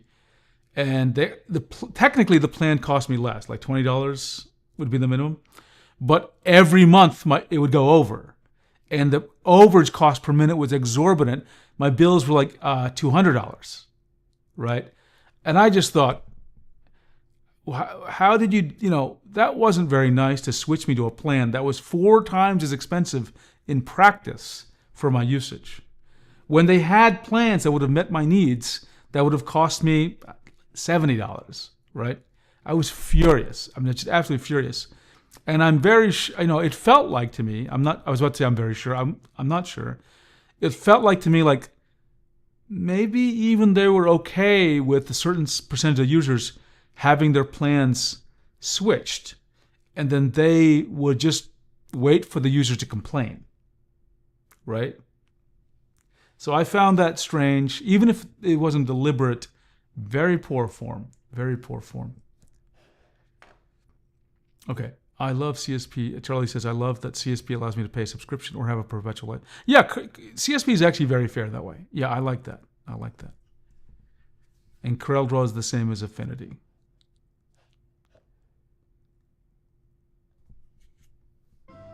So can we just burn the whole predator floor? Let's compromise. We get rid of some of the predatory practices, but maybe keep some of them that are a little less noticeable. Here's the problem. When you are ruthless in even one part of your business, your customers are going to assume that you are ruthless in all parts of your business, whether you are or not. If you work at Adobe, you know where all the landmines are buried. The average customer has no idea, and they're scared to death of stepping on one. The only way to find those landmines is to read all the fine print in every interaction you have with the company. No one wants to read this crap. It takes 1,000 acts of good faith to overcome just one act of bad faith. There's a direct line between our cancellation fees and customers getting mad over our terms of service. The customer really wants to ignore those, but our past behavior means that they need to read those terms of service in the most cynical way possible, because that's how other parts of the business run. So no, we can't keep just some of the predators. Although I can see where a robot with a blowtorch would come in handy from time to time. The slop floor? This is where we make the AI. Let me guess. AI. You want to burn this floor too? Oh boy, do I ever. Look, I'll try to be mature and nuanced about this, because AI is such a broad friggin' term. It's come to represent everything from turning my voicemails into easy to read text messages to sentient robots trying to kill us. We have a patent on both. I want to differentiate between useful AI or machine learning and unethical AI. If scraping all my Facebook posts and feeding them to a robot can cure cancer like Mark Zuckerberg says it can, have at it, dude. cure away. But if you want to scrape a bunch of books just to write a bunch of other terrible books, or in our case, scraping all the stock art people uploaded to our site in good faith to sell and make a living off of, only to turn around and use that work to train our AI and put our customers out of business, no, I don't like that. We need to differentiate between the tools that use AI. So yeah, I think he makes actually a really good point there. It is very weird to train that way and set, on customers' data for their their photographs, etc., and then sell it back as stock, which is a competitive thing. Like, it changes the market dynamics there, right? That's weird. I can't imagine anyone would find that acceptable. Maybe some do. I'd like to see if anyone does believe that. I've never heard of anyone being okay with it. That is weird. That is weird. Like, I can understand that AI can help me. I don't want it to replace me. There are tasks that are difficult. Like I told you, of the background removal, which maybe that's what he's showing, is really good, right? Hi, Hera. Okay, Hera. Thanks for joining us. I appreciate it. Are genuinely helpful, like being able to remove the background around someone's hair in Photoshop, and those that are harmful to our customer. I don't think we can operate in a vacuum on this. We need to work with the community and set up work groups with artists, designers, videographers, sound engineers, and other creatives that use our software every day, and then learn from them what they find acceptable and unacceptable. Adobe alone can't be the one that defines what is ethical or not ethical. You want to kill AI? But this is our new profit center. How? It's the new credit system we came up with. It's great. We give you a few free AI credits to get you hooked. You use those to generate images or a few seconds of video, but then you need to buy more to keep going. Okay, let me think this through. When I design something, I'm used to searching through stock photos. I find 1, 2, maybe 3 that I like. I place each one of those into design. I run it by my client to see which one they like the best. Once one of those is approved, I then spend the money to purchase the image. And you want me to replace this process with a slot machine? Yes. Right. I type in the image I want, it generates a few of them to choose from, and I lose a credit whether those are useful or not. We were inspired by loot boxes in mobile games. You type it in, we give you 4 images. Maybe they work, maybe they don't. Either way, the tokens are taken from your account. And of course, the client's gonna want a revision. You gotta go back to the image slot machine. We were gonna call the credits gems, but come on, we're professionals. Credits sounds way better. Cool. Bring me the fire robot! That's him! That's the man who threw me in the moat! Well, I guess my time here as CEO is... Okay, that was interesting. Yeah, this is a complex topic. I think of the things that are mentioned in this video, this one is one of the most interesting, actually. So this is where I can add a little bit of context about what it's like to run a large service. So one of the, you all know me about drawing tablets, but the last thing I worked on besides community was essentially distributed query, right? Or distributed computing in general has been a lot of what I did at Microsoft for decades. So oddly enough, inside Microsoft, the system I worked on actually used the word tokens as well. And yeah, okay, so there's a couple of things here. Number one, he talked about, he has to pay for even the things he didn't use. I don't immediately see any way around. So let's just talk with the facts. It's expensive to run these things. It is really expensive to run these things. It's expensive to train the models. I think even if you're not using, if you ask it to generate 5 things and you don't use the 5 things, the work was done, right? It cost the system energy to get those things created. And there's no way of avoiding that. Those images did not, it's not like they're generated in a very trivial way. It costs some resources, some energy, some electricity. So you have to figure out some way, some pricing model, and that deals with it. Now, you can't literally charge a customer the amount of electricity it cost, right? Like it wouldn't work, right? And there's no way to measure it exactly, or you couldn't charge them by CPU cycle, like it wouldn't make any intuitive sense to them. And when you have these kinds of systems where it's costing you something to offer the service, and you have to find some way of creating a kind of an economic system that lets people deal with the value they're getting and paying for it so that you can resource it. And it's not surprising to me that they have a model like this with their tokens. In fact, to be honest, it seems something that pretty typical. I wouldn't find it very surprising. I don't think it's predatory. I don't think it's, I forgot what word Brad used here. I think it's a natural consequence of the way, hopefully it's not getting too off in the weeds. It's a natural consequence of the fact that you're running an expensive system and you need to give some way for people to think about the cost. Otherwise they would just, they would just use all the resources, right? And you wouldn't even know how to bill them, right? So you have to construct one of these systems. So I'm actually okay with them offering tokens.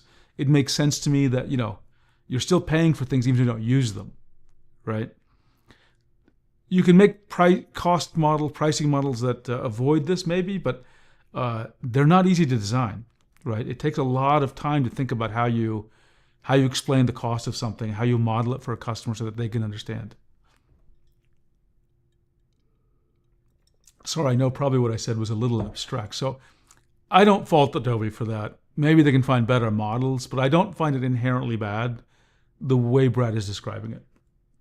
Sorry, what I mean to say is, I don't think the way Brad's describing it, I think he's doing an excellent job describing it. I'm saying I don't consider what Adobe's doing in this case to be predatory or some other kind of weird thing. I think it's kind of a normal expectation for how you do it. Yafo says, oops, let me get to the comment. Do you think that data centers will switch to modular nuclear power plants for efficient, cheap energy? I don't know enough about this topic to say for sure, Yafo. Nuclear in the United States has a very, I suppose it's sensitive everywhere, but it is very sensitive in the United States to have nuclear power plants. I could see it. I could see it with all the, I guess it depends on this. It's always cost benefit, right? If the results we have, meaning what we get out of it, means the United States, and here I'll just talk about the United States, okay? Because that's where I live. If for the United States, if the equation is that we would be much more competitive as a country with our companies that do AI, like Microsoft and Google and Meta and Grok, and that was a strategic importance that the current administration felt was super important, and we felt like we'd lose out strategically without this. Yeah, I think data centers could plausibly switch to nuclear power, right? Again, we have to get over a lot of the hesitation that lots of people might have in the United States. Again, I'm talking about the United States just because I'm more familiar with what has happened in the United States. The 3 Mile Island incident. It's a little bit scary for us, right? Let's see. So yeah, I think it's possible. I am eager to see if it turns it. I actually am positive on nuclear. I believe it could offer us a way out to get the power we need for doing some of these things. And we're going to need a lot of power.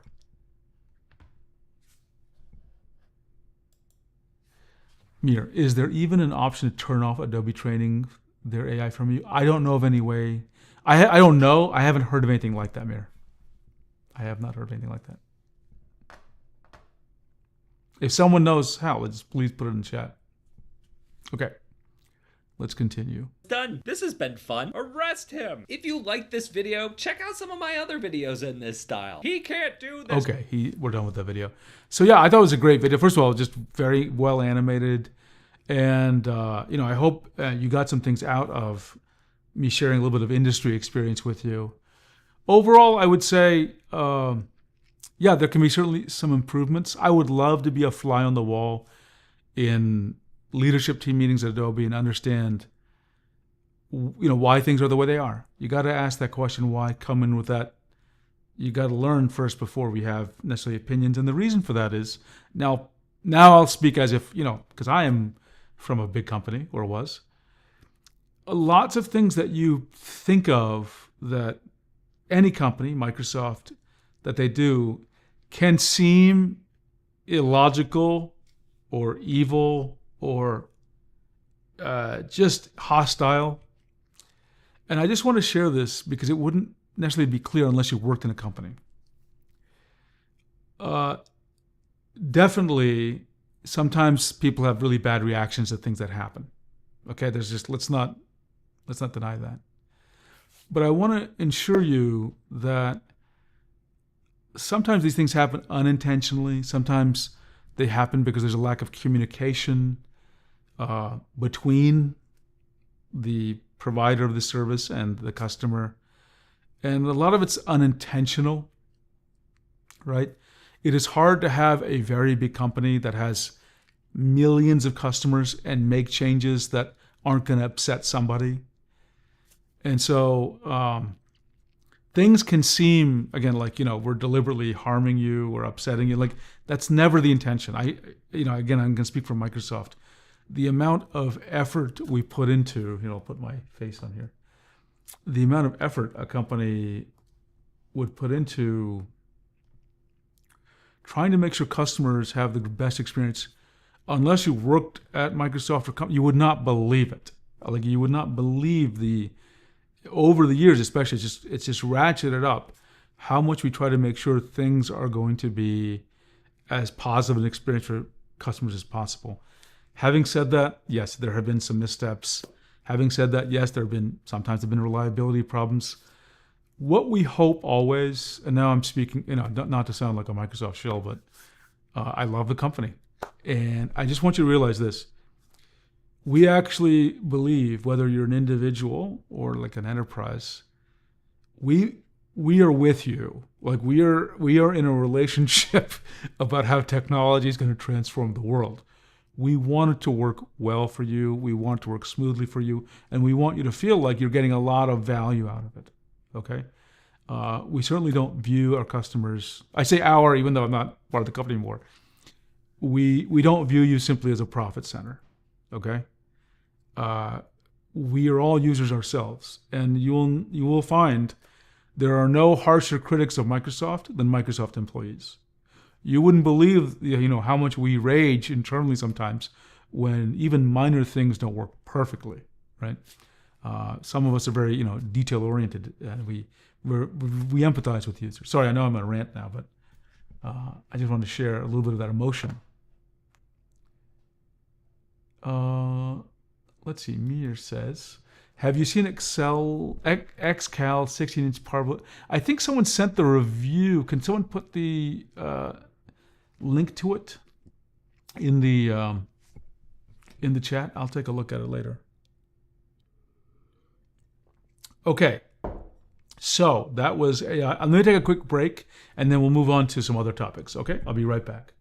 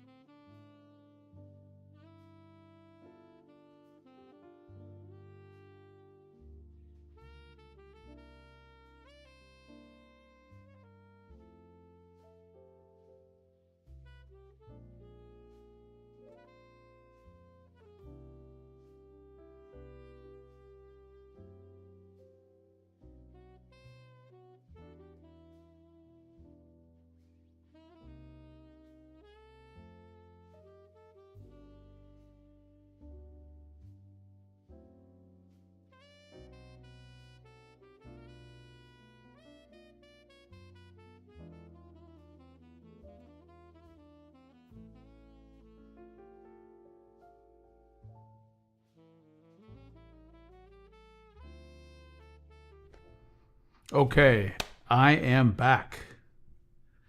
And let me get my volume playing again. There we go. Okay. And let's take a look at the comments. I tend to like Microsoft, although they handle the gaming franchises not so well. Bill Gates. You know what's really funny? I have almost never gamed on Microsoft device. Like Windows, yeah, but like I've had almost every version of Xbox ever created. In my 28 years of being a Microsoft employee, I think I turned on the Xbox 10 times total.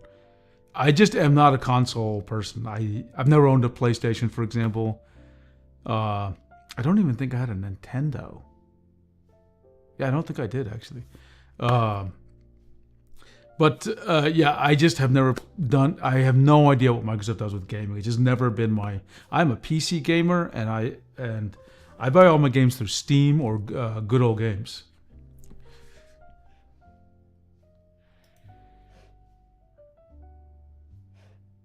Let's see. Funfetti. I would love to discuss more experience in the industry at Q&A.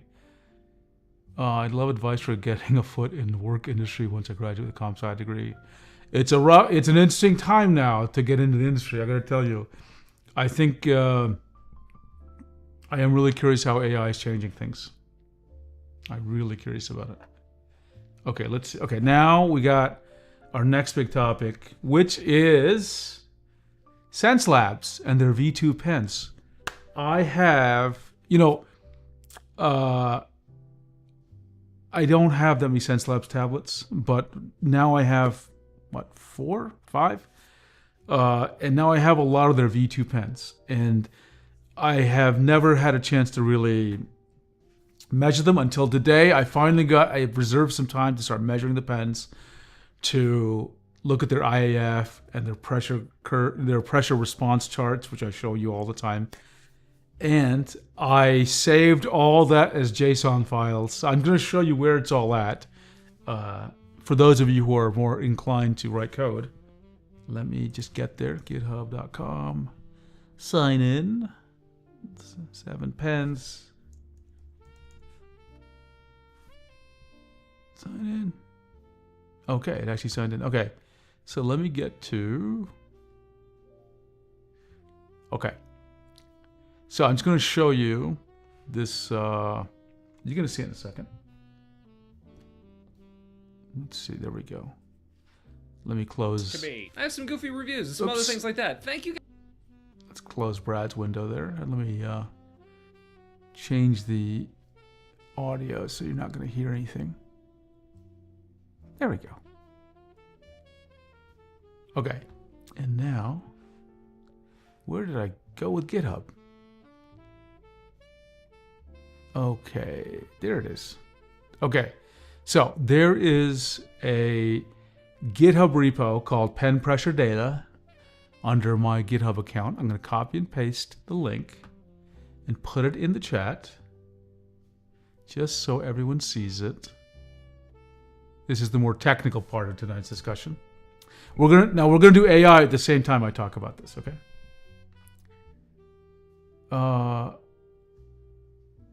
Yafo has built 4 mechanical keyboards. Interesting. So if you guys ever wonder where those charts come from, I showed you about the pressure responses, right? It's actually, I put all my file here as JSON files. So I click here under pressure response, data files, pressure response, and I go to Xencelabs, and I go to, there's different folders. So this today was V2s, so 3-button V2. There's 3 pens there, and let me go back. And thin V2, I have 3 pens there. So I had 6 pens I measured today. Let me just open up with the JSON files. Don't worry, we're not gonna dive deep. I just want to show you what I do when I am doing this. So you can see I collect, let's say it says 2.6 and 0.57 something. This means 2.6 gram force, how heavily I'm pressing down with the pen. And then this is the pressure reading. as a number from 0 to 1. So, you keep going. I get all the way up to almost 99 point something. So almost 100%, right? And that's 457 grams. So it's pretty good. Okay. So this is all boring. You don't need to worry about this. But for those of you who want to write tools or question my data, please have at it. What I wanted to do is use a little bit of AI and let's just see if we can use AI to analyze pens. That's today's experiment. I have not done this before, so we are going to experiment. First thing I need to do is clone this thing. Where is GitHub Desktop? Hang on. I may need to install it. There it is. It's GitHub Desktop.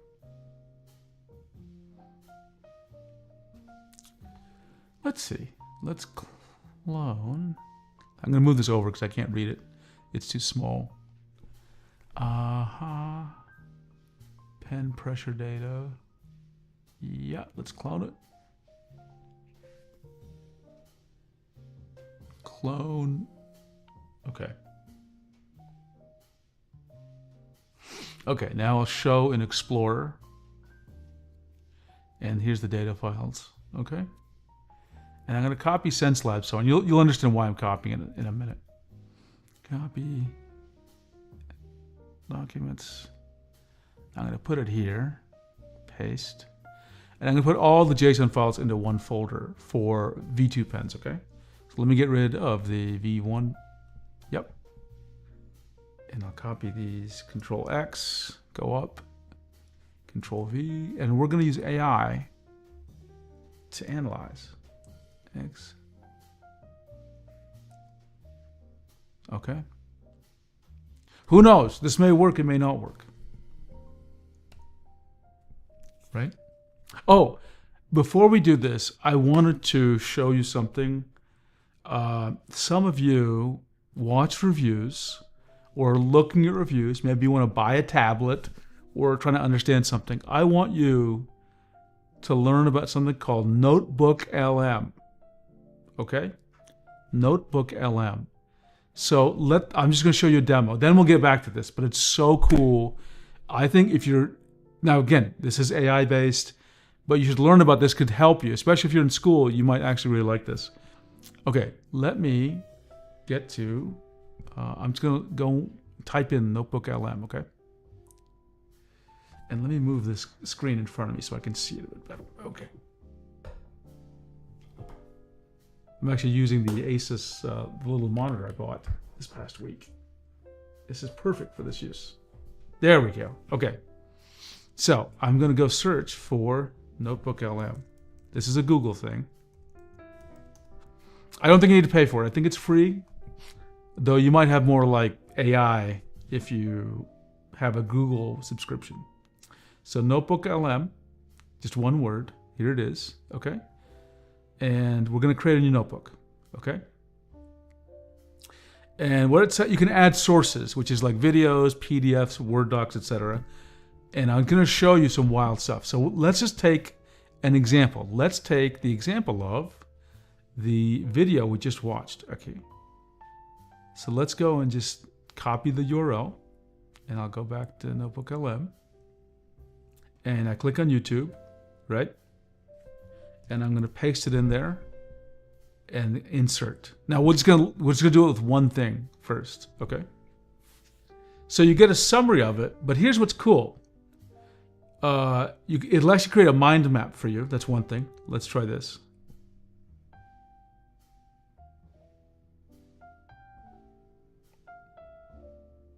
Okay, take a look at this. This is really cool. Right? So if you want a quick understanding of what's going on with this video, it'll actually create a mind map. And you can say, okay, so Brad's video was really about how, you can just see he has a philosophy he's talking about. And the three big topics were predatory practices, subscription pricing, and artificial AI. And for each one, you can dig in a little deeper, right? I love this, right? Here are the 4 points. Remember, this is just from what he said. and it says, okay, here's the 4 points of the philosophy, right? Here are the 4 things you want to change with subscription pricing, right? This is fantastic. This is a great way of analyzing things, okay? Learn to use Notebook LM. It will help you. And I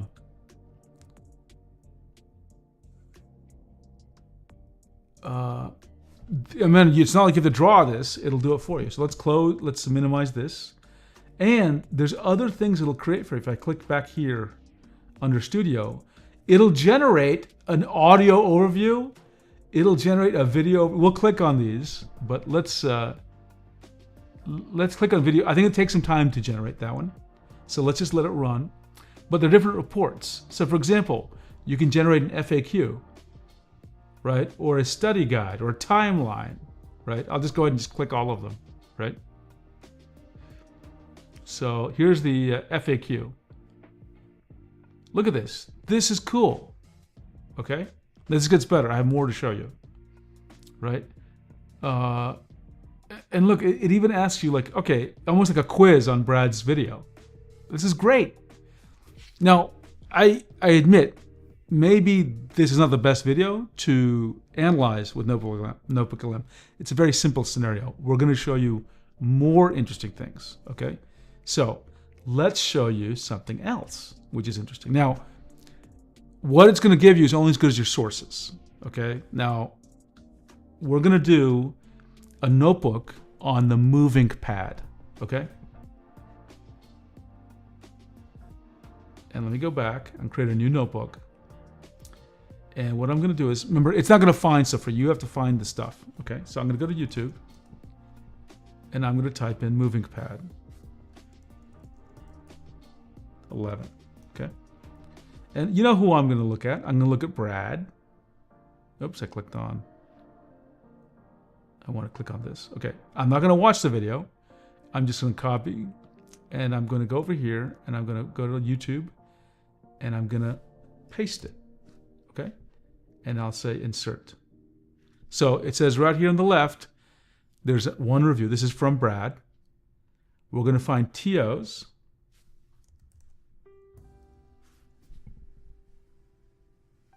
Now you want to do this with, I think, people who are doing really thorough reviews, okay? So let's take this one. If you're ever buying a new tablet or hell, anything, check this out. And so we'll add it as another source. YouTube, yep. And I think Tio always writes down stuff when he does a review. So let's see. Yeah, he's got it written down right here. So I'm going to add it. It might be duplicative of his video, but that's okay. It's good. I just want to show you it does written stuff as well. So I'll go here, at, and this time it's a website.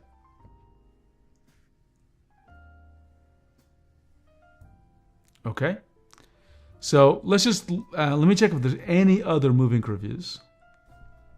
Moving pad reviews. Hopefully somebody I can kind of recognize. Aaron Rutten, perfect, perfect. Okay.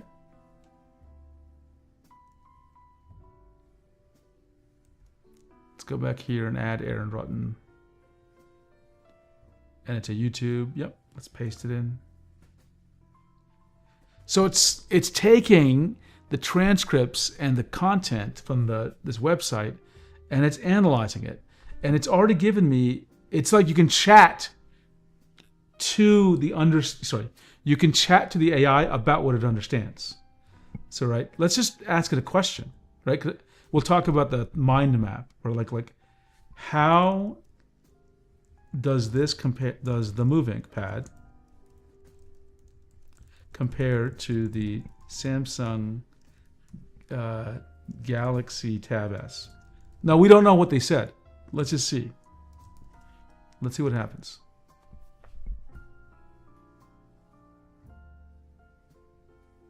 Voidouts, I think it is free. Try it out. I don't think I have a Google AI account now, but before I was using it without an account. I just had a normal Google account that I wasn't paying for. Okay. Look at this. Now, again, this is AI, And it's just taking what's written. So you gotta be critical, right? So I asked it, how does it compare to the Samsung Galaxy Tab S? And it goes, it compares the prices, right? It talks about which pens come with, right? And the S Pen, it goes, look at this line. The moving pad's pen control and pressure response are described as having more control and being less slippery compared to the iPad. The S Pen has a rubbery tip, which is all true, right? Talks about the 90 hertz refresh rate and the resolution. When you're buying stuff, use this. Try it, Voyouts, try it. You got to use this, right? Because this will help you make sense. Again, you're going to have to take this information, chat with it. And remember, it can be misleading. It might misinterpret what someone's saying, but it's a great starting point for understanding topics, especially if you're talking about new tablets, new motorcycles, whatever. It's not just for people doing academic research. Try it out. Let's take a look at the mind map, because, when I'm doing my reviews, I wonder, like, hey, did I get every topic? Let's generate a mind map for this, right?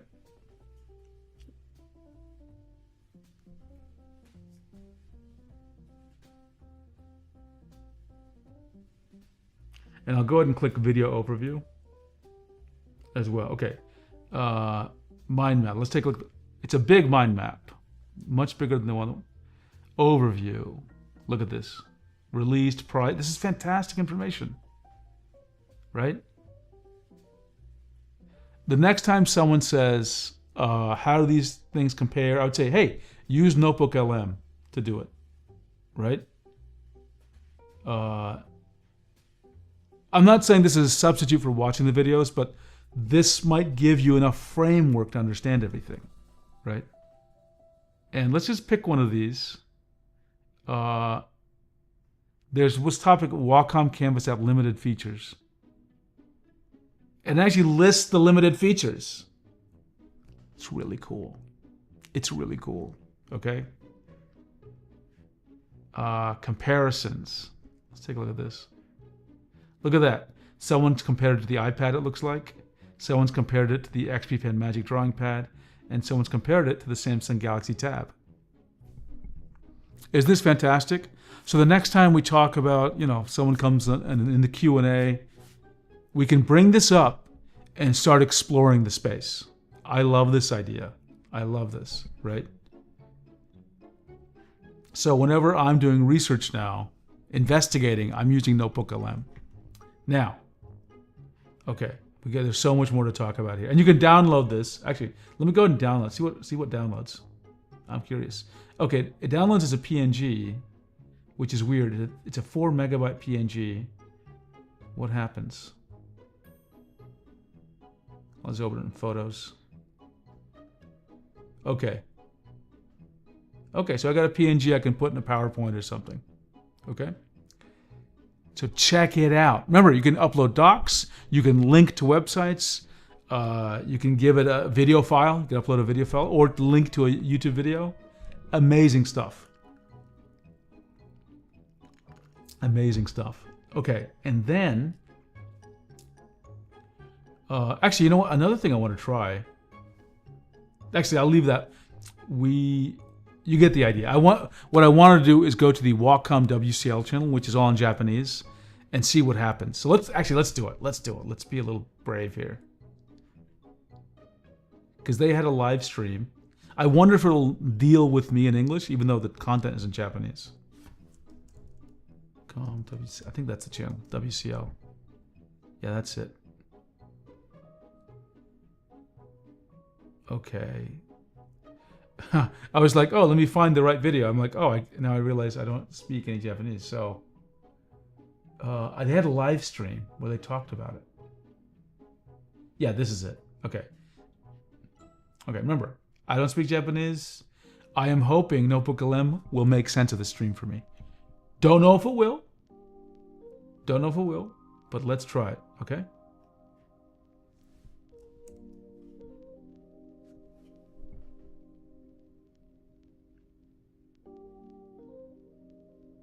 Well, first of all, it's in English,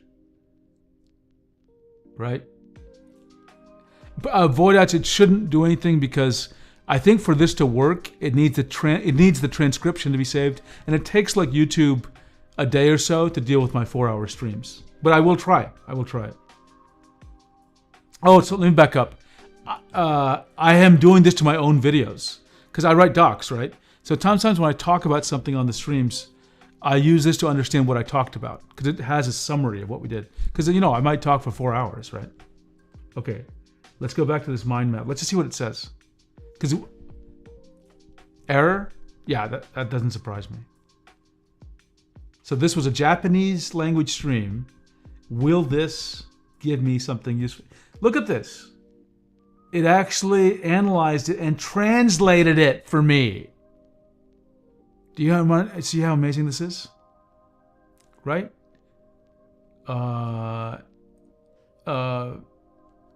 you remember, you can ask questions of what it's learning, right? I love it. I love it. Check it out. Okay. So that was Notebook LM. I hope I've convinced you to do it. Let me show you one thing I'm going to do, okay? I write a lot, and I'm always thinking about rewriting things. I have a troubleshooting guide called on No Signal, and I want to make a video about this topic, right? And I want to rewrite this doc, okay? So I'm going to go back here, and this is what I am going to do soon. I'm going to link to this website. You can put in multiple URLs. I just put in this one.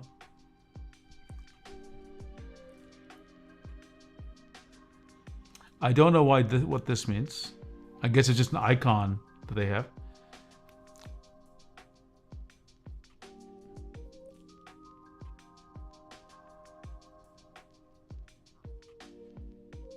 So I might actually take a look at this. Look, I'm not going to copy and paste the text it gives me, but I'm going to look at this and say, hey, could I write the summary better to hit some of the points it's identified, right? And let's take a look at the mind map here.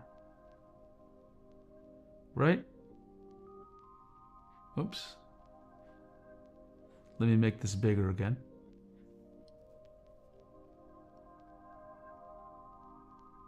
I like it. So next time I talk about topic, I might use this on the stream actually. Okay? Okay. So that's enough of Notebook LM. I think you get the idea. I'm super impressed by it, and it's free. And even when I wasn't paying for Google AI, it was free. Check it out. Notebook LM, one word. Oh, I do want to, let's see what it did for those videos though. So I created this one, right? Is that it? No. It was this one. It had 4 sources. Here we go. Okay. What happened to that video overview? It's still generating. Let's see if there's another one here. How about Brad's? Okay, it actually created a video. Let me turn off the music for a second.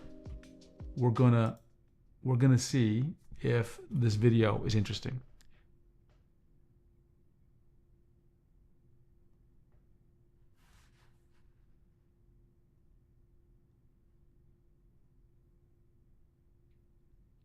Okay, so let's make this bigger.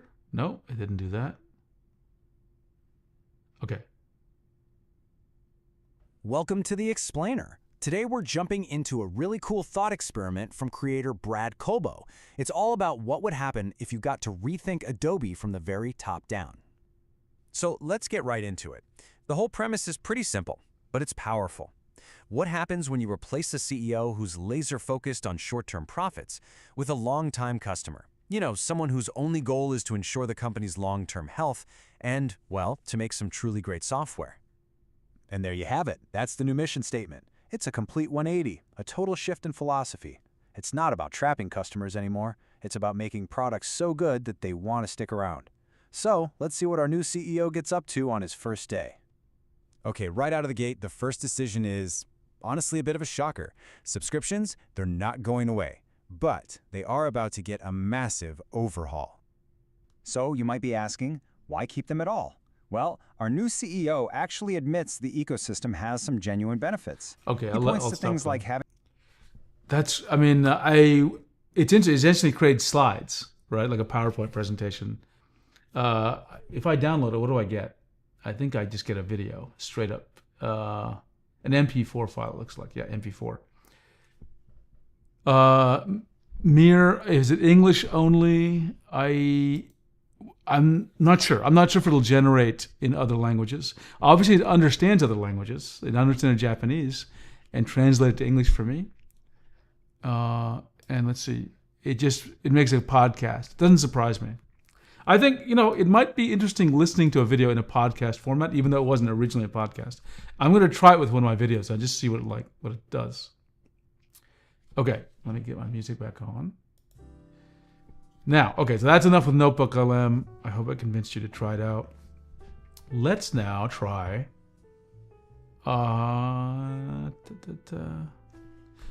Mir, can you try it on one of my really old, like an older stream from a few weeks ago, and see if it understands what's going on? Like more than a day ago, more like a week or two ago. Just see. I wonder if it will work on a stream. It does, right? Because I did it with Wacom, so it should work on mine. Oh, let me just rub my eyes a little bit. And hang on. Let me check something.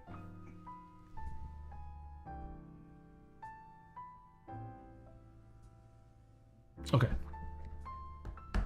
Okay, now we're going to, I said I had some files, and I'm gonna try to understand them. So let me clear up some space here.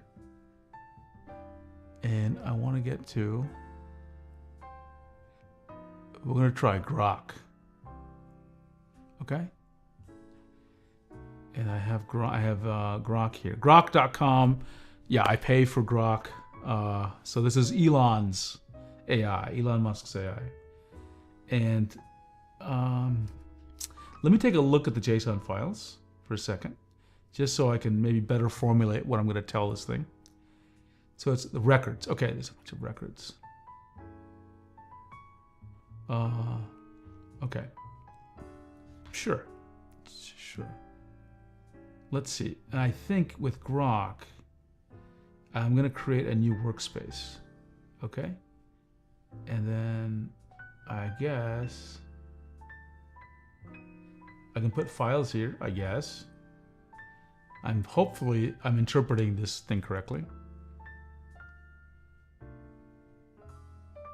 Okay. So these files here. Okay. So I'm just going to speak to it like I would speak to an actual human being. I have attached 6 files. Each file represents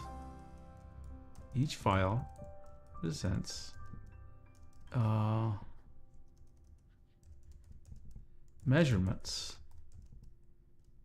I performed on digital pens.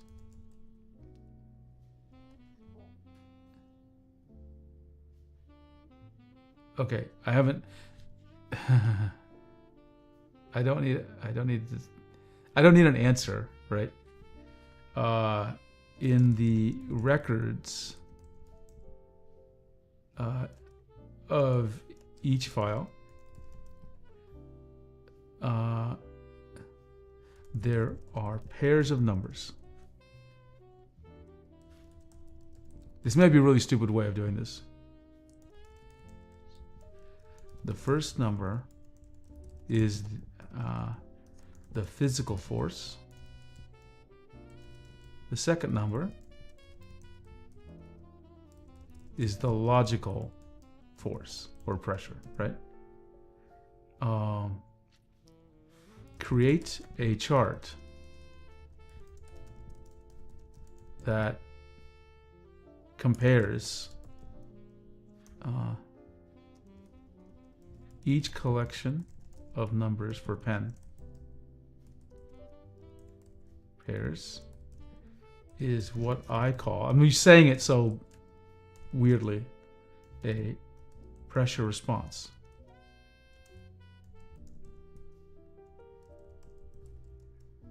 Oh, pressure response for that pen. Create a chart that compares the pressure response for each pen.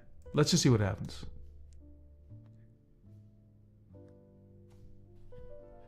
Oh, that's interesting there. It didn't work on that one. That's what I really needed it to work on. It says if it works.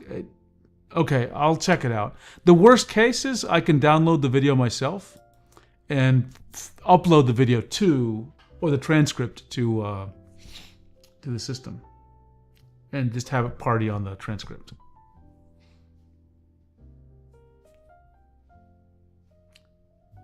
Okay, I don't know what's going to happen. Let's just see. We're going to see if Grok can understand my data.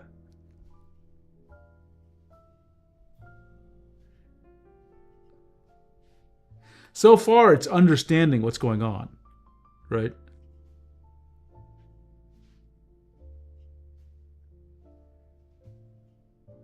Like, it's actually doing a good job because, like, kind of reasoning through what I did. It figured out that the pressure, the logical pressure is a percentage, or at least from 0 to 1.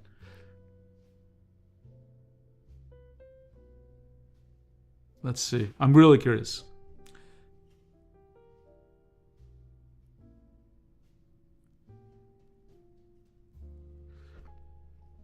And then we can... What I'm planning to do also while I'm waiting for this is I want to develop an online app that I publish, which lets all of you see all my pressure data for all pens, where you can see them all and compare them. That'll be useful for the live streams, and also sometimes I'd say things to people like, oh, this pen is better than this, but like, you know, I have to copy and paste all these weird things. I'd like to just give them a link saying, hey, this link will take you to the comparison. You can just see it for yourself. Oh, it's looking through each file. Okay, I get it. I didn't think it would do it that way. I thought it would like understand what I'm doing and then like load the data for each file. Let's see.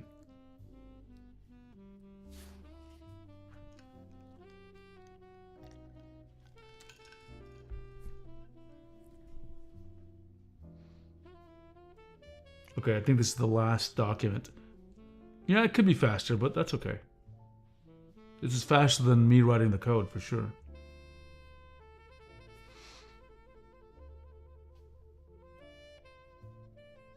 It thought for 2 minutes and 44 seconds. Okay, let's see what happens now. It's supposed to help me analyze data, right? And then we'll try Gemini.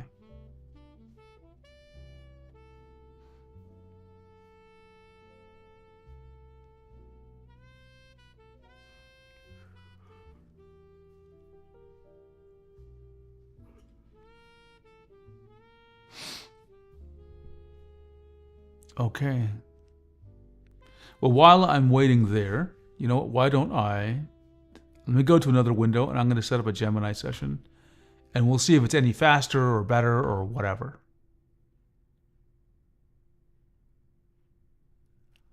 I want Google Gemini.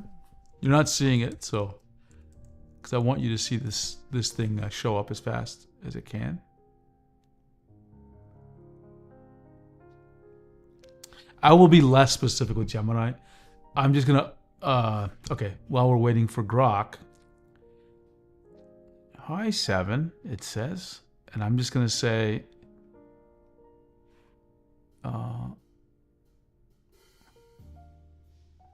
okay, analyze the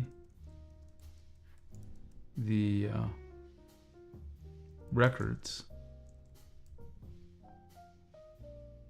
in these files. Each file represents a pen. Measurements from a different digital pen.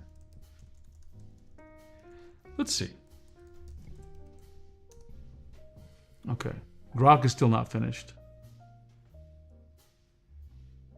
Okay, this was... Okay, it quickly did something, didn't? Okay. Draw the records. Draw the data on a chart. Let's see what happens. Now I'm speaking so like, you know, I'm not trying to speak in complicated ways. Oh my gosh, it actually did it. It did it. I didn't tell it what to do. I am blown away. I'll tell you why. I didn't say that it was force in gram force. I didn't say that. It figured it out. Like there's no units in the chart or in the JSON. Pressure percentage. I mean, it used different terminology than I would, but like look at this. Okay. So let me check. Voidouts, I'm amazed. I'm amazed. Right? You can see, right, how amazed I am at this. And this is, I remember the data, so I'm correct. So let's take a look here. Let me zoom in, if I can. Let me download it, actually. Yeah, let's take a look here. I can't believe it. That worked. Okay. So, now that we've had this thing analyzed, let me tell you what I found. We'll talk about IAF in a second. So, my categories for good is like if your pen is 350 or above for max pressure, it's in the good zone. 500 above is excellent, okay? So all of the Xencelabs V2 pens, notice I said V2, not the V1, are at least 350, okay? So this is good, right? But these are all the V2 pens. So I would be very happy with this. And another thing this reveals to me, at least with the 6 pens I have, is, you remember the X3 Pro pens from XP Pen? Well, we saw that they varied a lot in terms of their maximum pressure, right? This does not vary so much. Yeah, there is some variance, but it's, you know, we saw the XP Pen dip more, if I'm not mistaken. We'll double check. But this is good. Yeah, I think we saw some XP Pens in the 200s, actually, less than 200. So this is fine. Like, I have no problem recommending these pens from Xencelabs, okay? Would I like to have been a little bit higher? Sure. But, like, look at these. These 3 landed, or 4, whatever. These landed at 450 above. That's really good. That's really good. It is accurate, because I remember the numbers, Voidouts. It is accurate. Okay, now, we're going to ask a couple of questions, okay? So, is everyone impressed? Because I really am, okay? So, show the maximum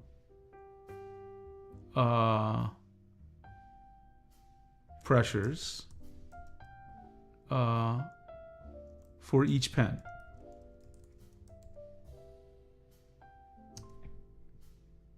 Okay, let's just see what it does. Look at that. And I remember the numbers, so this is accurate. Okay? I like this. So just everyone understand what's happening here. This didn't quite do the right thing. So let me just, for each pen, show the maximum gram force. How can I say it?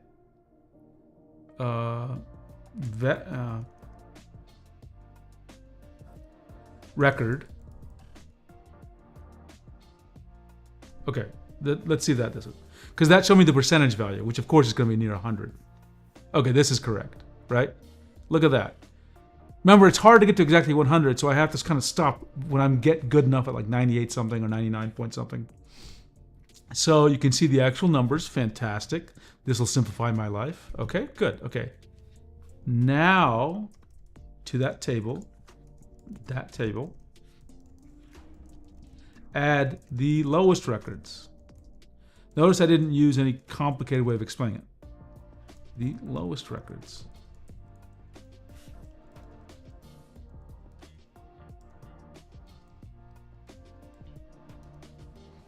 Okay, look at this.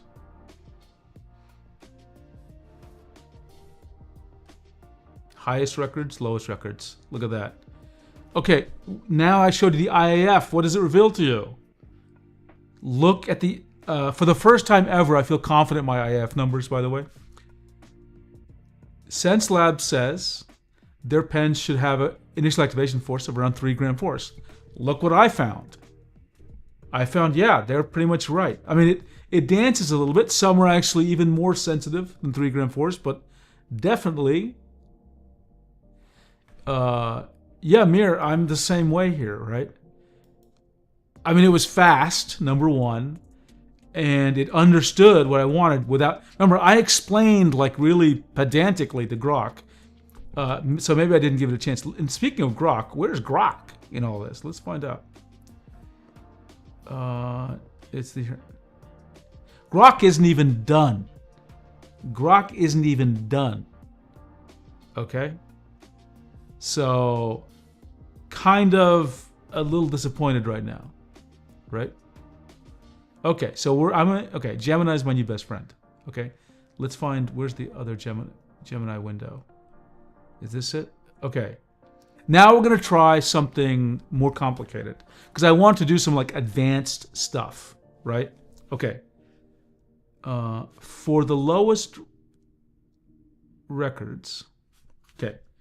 For the lowest records,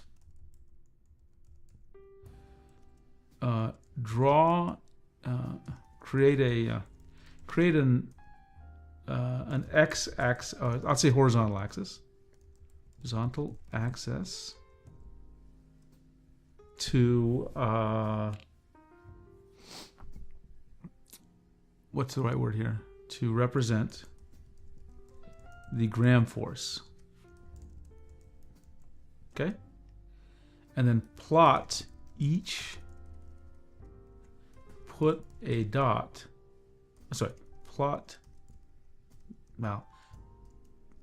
put a dot on the scale for each record, for each pen. Also, add callouts. For each dot, add a callout to the pen inventory number. Make sure the callouts do not overlap. Okay, meaning I don't want them to one on top of the other. Let's see. So I want like a kind of a, well, we'll see what it does, right?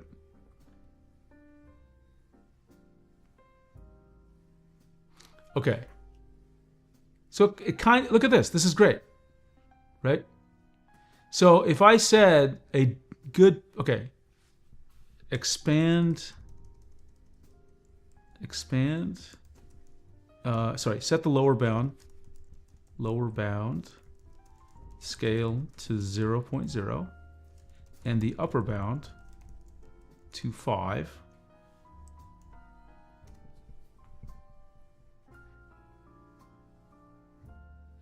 Let's see, Mir says, when misspelling a word, instead of deleting the word by per character, do control backspace. I'm not, this is, actually, this was not the right thing for me to ask. Actually, this is good. So if you look at the initial activation force, these are all pretty tightly grouped.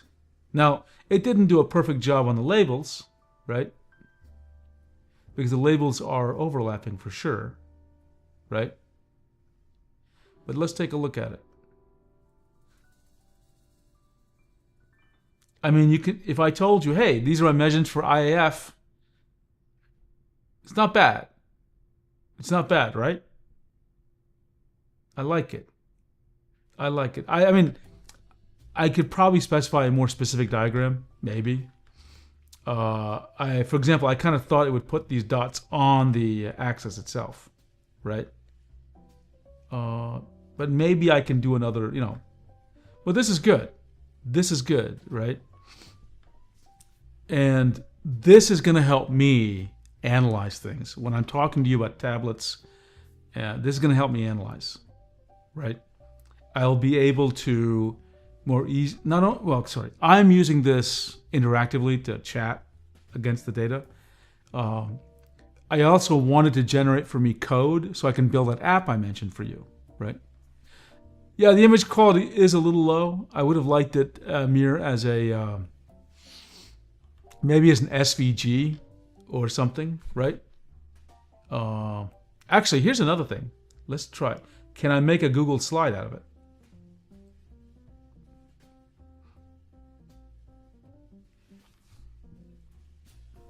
Make a Google slide out of the last diagram.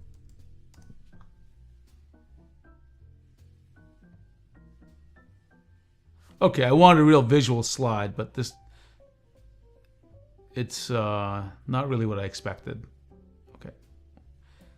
It says it's not possible for me to directly create a Google slide, but I can create a markdown file that you can copy and I don't really care about that. Let's see if I can. Let's see. Voidouts has a comment. Could you add the division between the qualities in the x-axis? Okay. Yeah. Let's try it. Okay. Color code the following. Color code and title the following ranges. In the ranges in the last scale. In the scale. Range 0 to 1.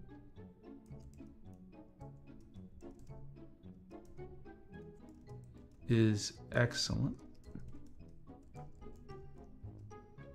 Let me write this out a little bit.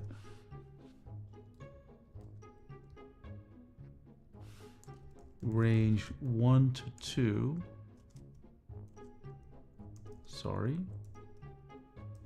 To 2.0 is very good or great.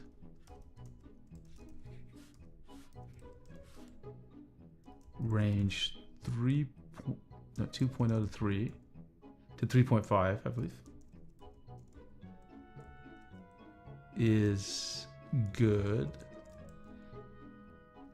And yeah, let's just leave it like that. Let's leave it like that and see what happens. Actually, yeah, let's leave it like that. Okay. Will it understand what I mean? Let's see.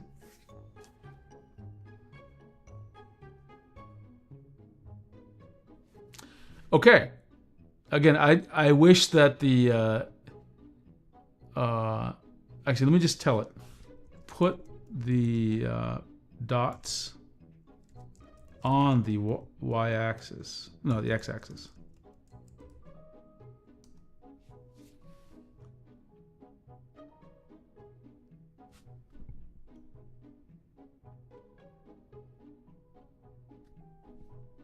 Okay, that's better. This is better. Let's take a look at this one.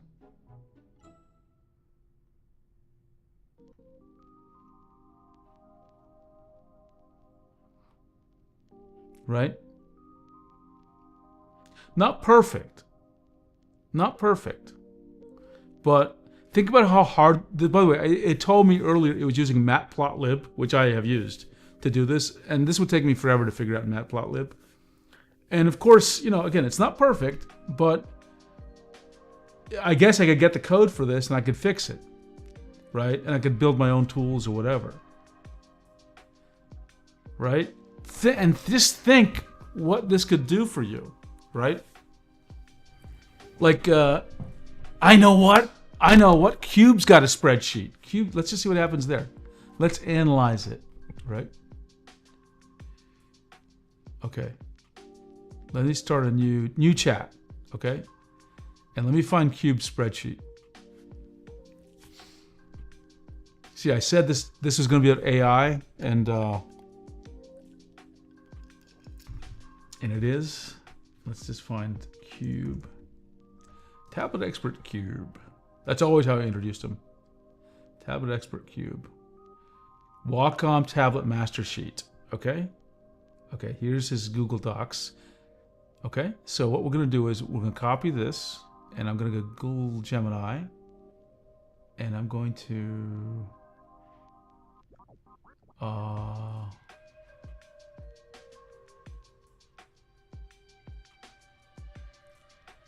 I guess...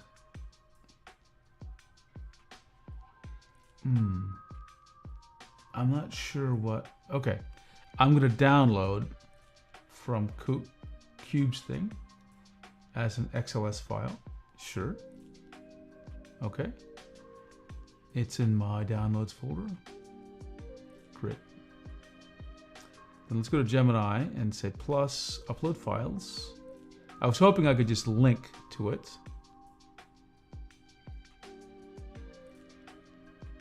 Okay, sure, okay. Let me take a look at his data again. I want to know how he did his pressure. So there's several sheets here. There's the tablet, there's the pens, and there's the mice. Okay, so what we want to find is there's a max pressure levels, right? And so it's an interesting format. It says the number of pressure levels, and then it says gram force for several values. And I think it's something, a low amount of percentage all the way to 100, right? So let's go ahead and say, what's it called again? The max pressure levels. Okay. Create a... I'm going to do it in multi-steps. There is a column named that begins with max pressure levels. Max pressure levels, right? It contains, this is a spreadsheet, what is it called? There's a pen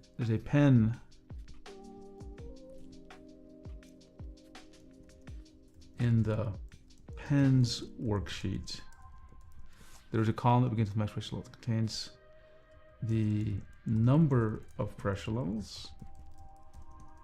Now I'm kind of explaining what it is. And readings at different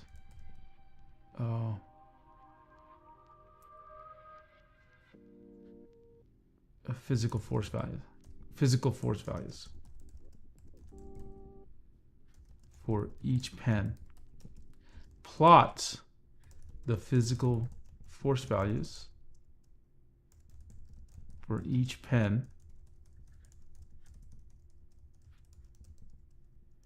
if the data is available in a parenthetical expression. Okay, don't know what it's going to do. Don't know what it's going to do. Let's just see.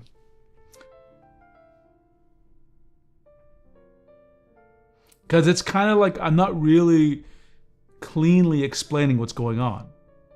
Look at that. It actually figured it out.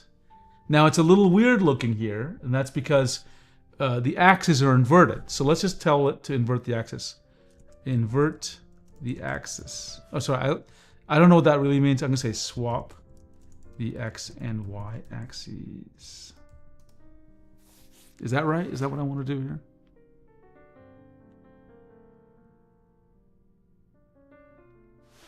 That's not, no. Go back to the way it was before.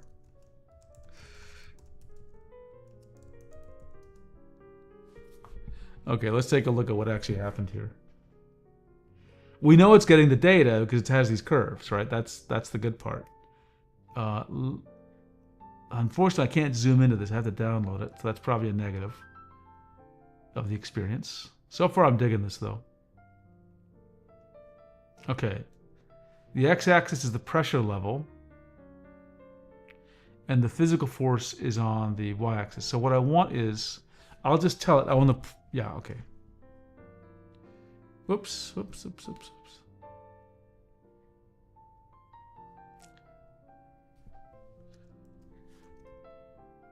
Put the physical force on the x-axis and the pressure level on the y-axis. That should make it more clear.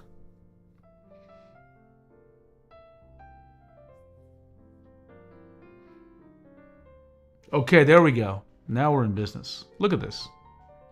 So these numbers, like 6 represents, what did he put it? 100%? Okay, let's just say that. Right? For the pressure levels,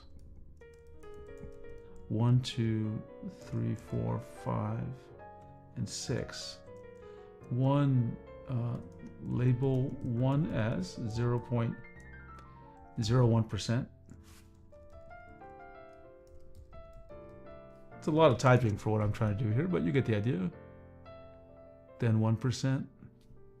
2 as 1%. 3 as... Yeah, I'm having so much fun with this. 3 as 25%.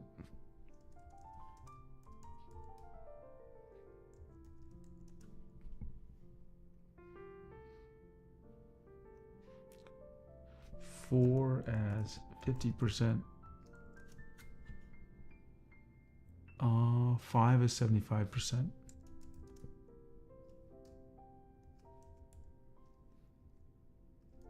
And 6 as 100%. Otherwise, it'll be very strange to see this, right?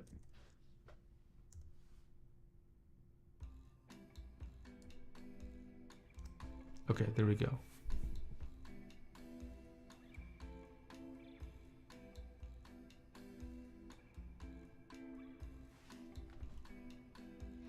Okay, it switched it again. So I have to tell it, give me the axes. Control C. I don't know why it sort of forgot where I was before. So let's see if it remembers the percentages as well as swaps the axes again. Okay. Okay, it's sort of like it.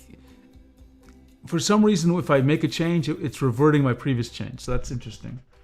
But still, this is good. Okay, let me now ask a question which is kind of difficult. Owen Meir says, I might ditch ChatGPT from now on. You know, I have not actually used ChatGPT that often. Ever since I got Grok and now Gemini. What I want to do, what do I want to do here? Oh yeah, I want to know, write me the Python code that would load that spreadsheet and produce this chart with matplotlib. Okay. Write the Python code that loads that Excel file and produces this chart and saves using matplotlib. Excuse me, I gotta sneeze.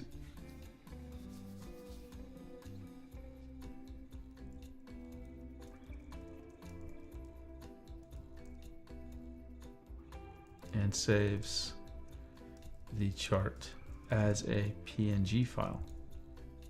Edbots, how's it going? We are analyzing pen pressure data using Gemini. Look at this. This is what I'm talking about.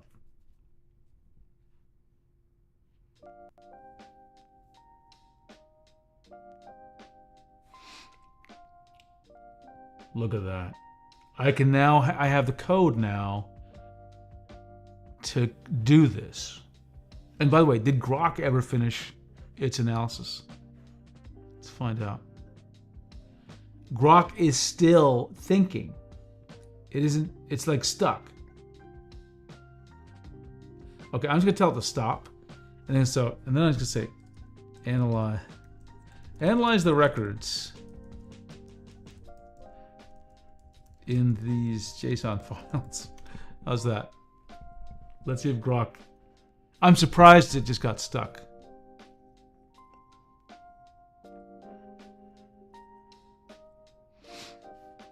Now, this is a more technical, code-oriented stream. Okay, I don't need this. Don't need that. Okay, Grok is still slow on the uptake here. Where is my Gemini?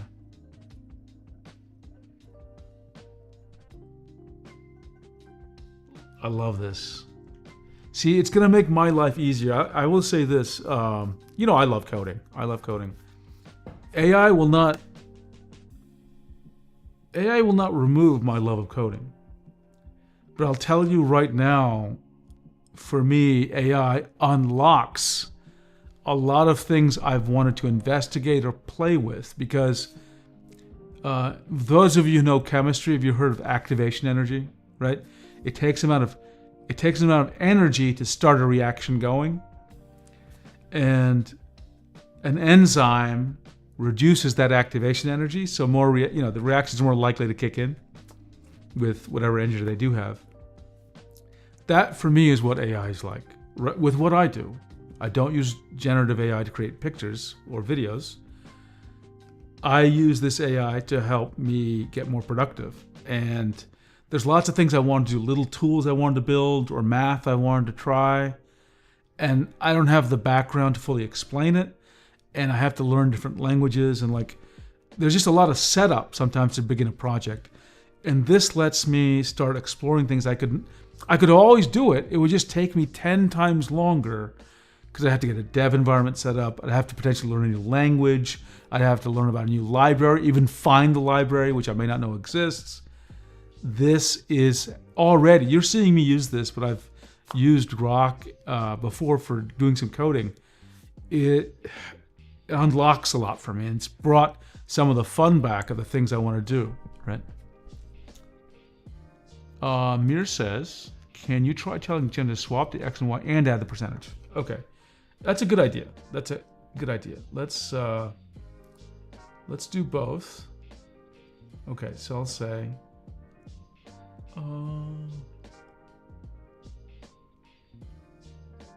first I'll copy this,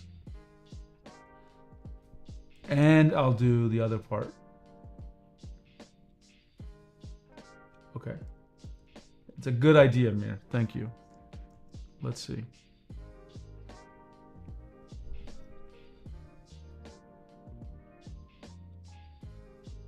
Oh shit.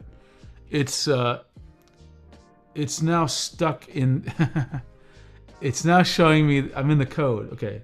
Sorry. You see what's going on, Mir? It's like, yeah, I put it in the context of the code, and it's sort of forgotten I was creating the chart. It thinks I'm talking only about the code, so it's a little bit weird.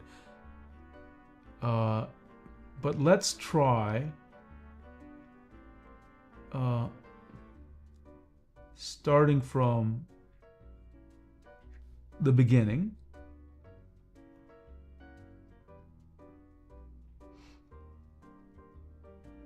Right? I'll just take the full query. And I'm gonna say, I don't want to work on the code anymore. I just want to do the charts. I don't want to work on the code anymore.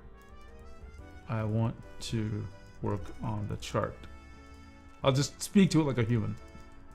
Quit talking to me about code. Let's see if I figure this out.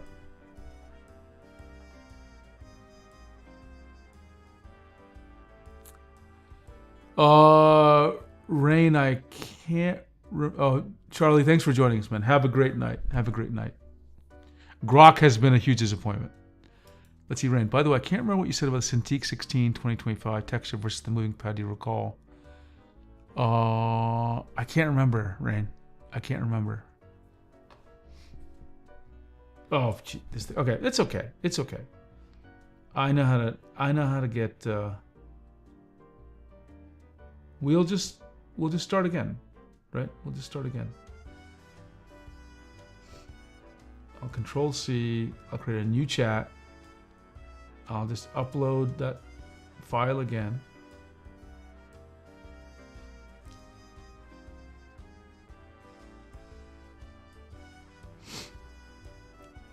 I'll have to show this to Cube. I think he would be. I think he'll find this useful.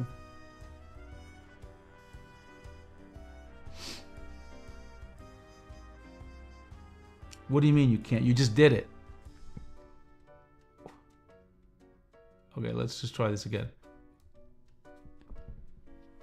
That's so funny. It just did it. Now it's like, oh, I don't know how to work with Excel files. What are you talking about?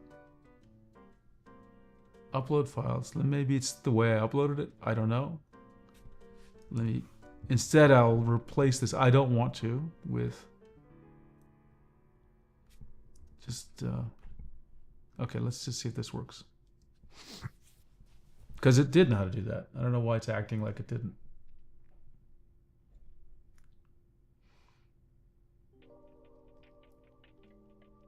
Okay, now it should. I followed your advice, Mir. Okay, this is a better thing because it shows me the pen. What the fuck? Why did it show me two different? Oh, my mouse is zooming in on the things. It used a different charting style as well. This is good though. I mean, it looks good, right? Now I'll say swap the X and Y axis, right? Let's see if it...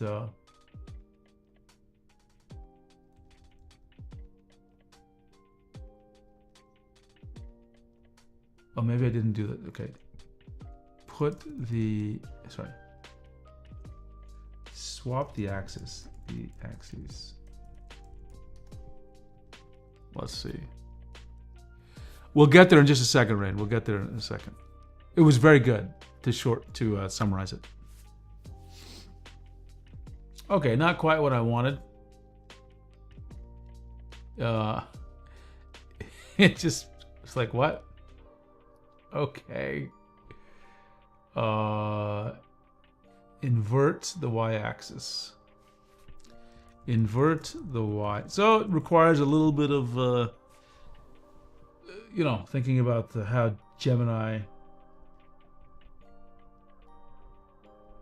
Let's see. Okay, this is correct. Look at that. This is correct. Right? And do we have the, we even have the labels here. I love this. I love this. Okay, Rain asked us about the Xencelabs. I think it's this one. Let's take a look. Okay, yeah, we'll show you. We actually loaded in my files, some JSON, excuse me. And let me download this, right? And we'll show it to you. So these are these Xencelabs V2 pens. Very important you remember this, right? So basically, they're relatively tightly grouped. They're all in the, you know, in the good or even, you know, very good sense. They're all in terms of maximum pressure. They're very consistent overall. And, you know, I would have wanted a little more consistency, but that's fine. Better than the XD Pro pens I have, I'll say that. And the other thing, we looked at the actual numbers for maximum pressure. So this is it. So pretty good, right? You can see the actual numbers, 350, 450, 350, you know, in the 450. So good numbers. These are solid numbers. Some of these are almost excellent, right? And we looked at the IAF, and Xencelabs says the IAF of their pens is about 3 gram force. And this is what I found today as I measured. 2.9, 2.6, 2.4, 2.3, 3.0, 3.1, right? Mir says, by the way, you could edit the old chat on your side and enter. It'll remove the old and create new ones. Okay, I'll try that. How about that? Let's go back to, what's it say? You could edit the old chat on your side.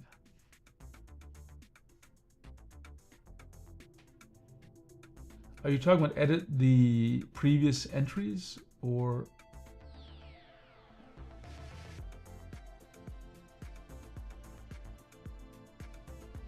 I can't remember being able to edit it.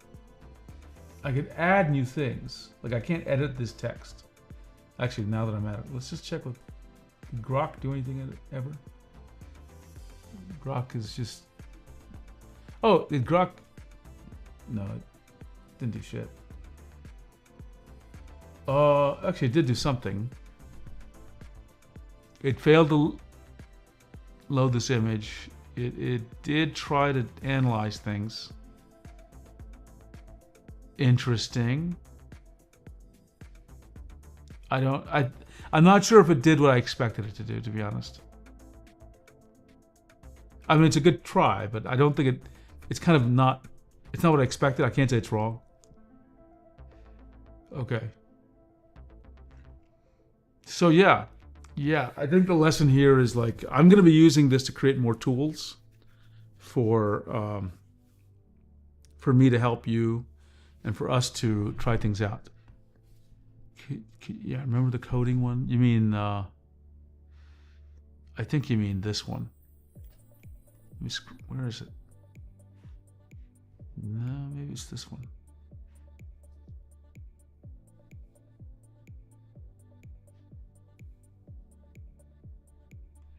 Where did the coding go to? I just kind of lost track of it. Oh. Where is the code though? I'm trying to files in this chart. There's the code. I kind of lost track of where to put the code. Okay. That's funny, Mir. Grok has become the forgotten middle child now. Yeah, I'm disappointed. I've been loving Grok, honestly. Like I've had up until today, I've never used Gemini. Literally today is the first day I've used Gemini, and I have never felt Grok had a problem. But today, Grok has not done a great job. Right? But this is actually. I want to try. There's something for coding called Cursor. I want to try that just to see what that works like. It's been recommended to me a couple of times now. Cursor. Okay. Anyway, folks, I've been going on now for. Let me just take a look. Almost 3 hours, and I'm kind of feeling that it's past midnight, so I'm kind of feeling it. I am going to call it an end to the stream. Thanks for everybody for joining in. This was a good stream to start exploring some things, and I really want us to be able to know how to use AI to help us understand tablets, right? Oh, with GPT you can do it, Mir? Okay, got it. This is a nice taste, right? And I'll be publishing my Xencelabs numbers as soon as I can, okay? And this is good. This is very good. What I'm gonna do also is probably do a video. Yeah, and I'm always surprised when I look at the time and I realize it's been 3 hours, 4 hours. Because sometimes we go by very fast. I forget how long we're chatting. I do want to do a video where I talk about, okay, let me compare the pressures of all the Pro pens. But I want to measure the IAF better of pens. Because once I can do that, then life will be a little easier, right? And it'll be like, I can speak with more confidence because I hate just talking about maximum pressure. I want to talk about IAF, right? And Grok being the disappointment investment. Yeah, that's true. That's true. Okay, everyone, I'm going to end the stream. I want to thank you again. I'll be on the Discord for a little bit before I fall asleep. So everyone, thanks for joining me as always. These are such entertaining streams for me to be a part of. And I love your questions and your energy. I'll see you all soon. I'll be streaming again very soon. Have a great night or day, and I'll be back. Okay, and I am... Where?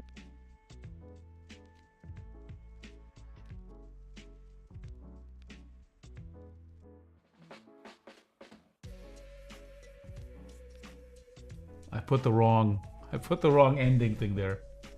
Hang on. Let's see, where are my scenes? There we go. Okay, have a great night, everybody.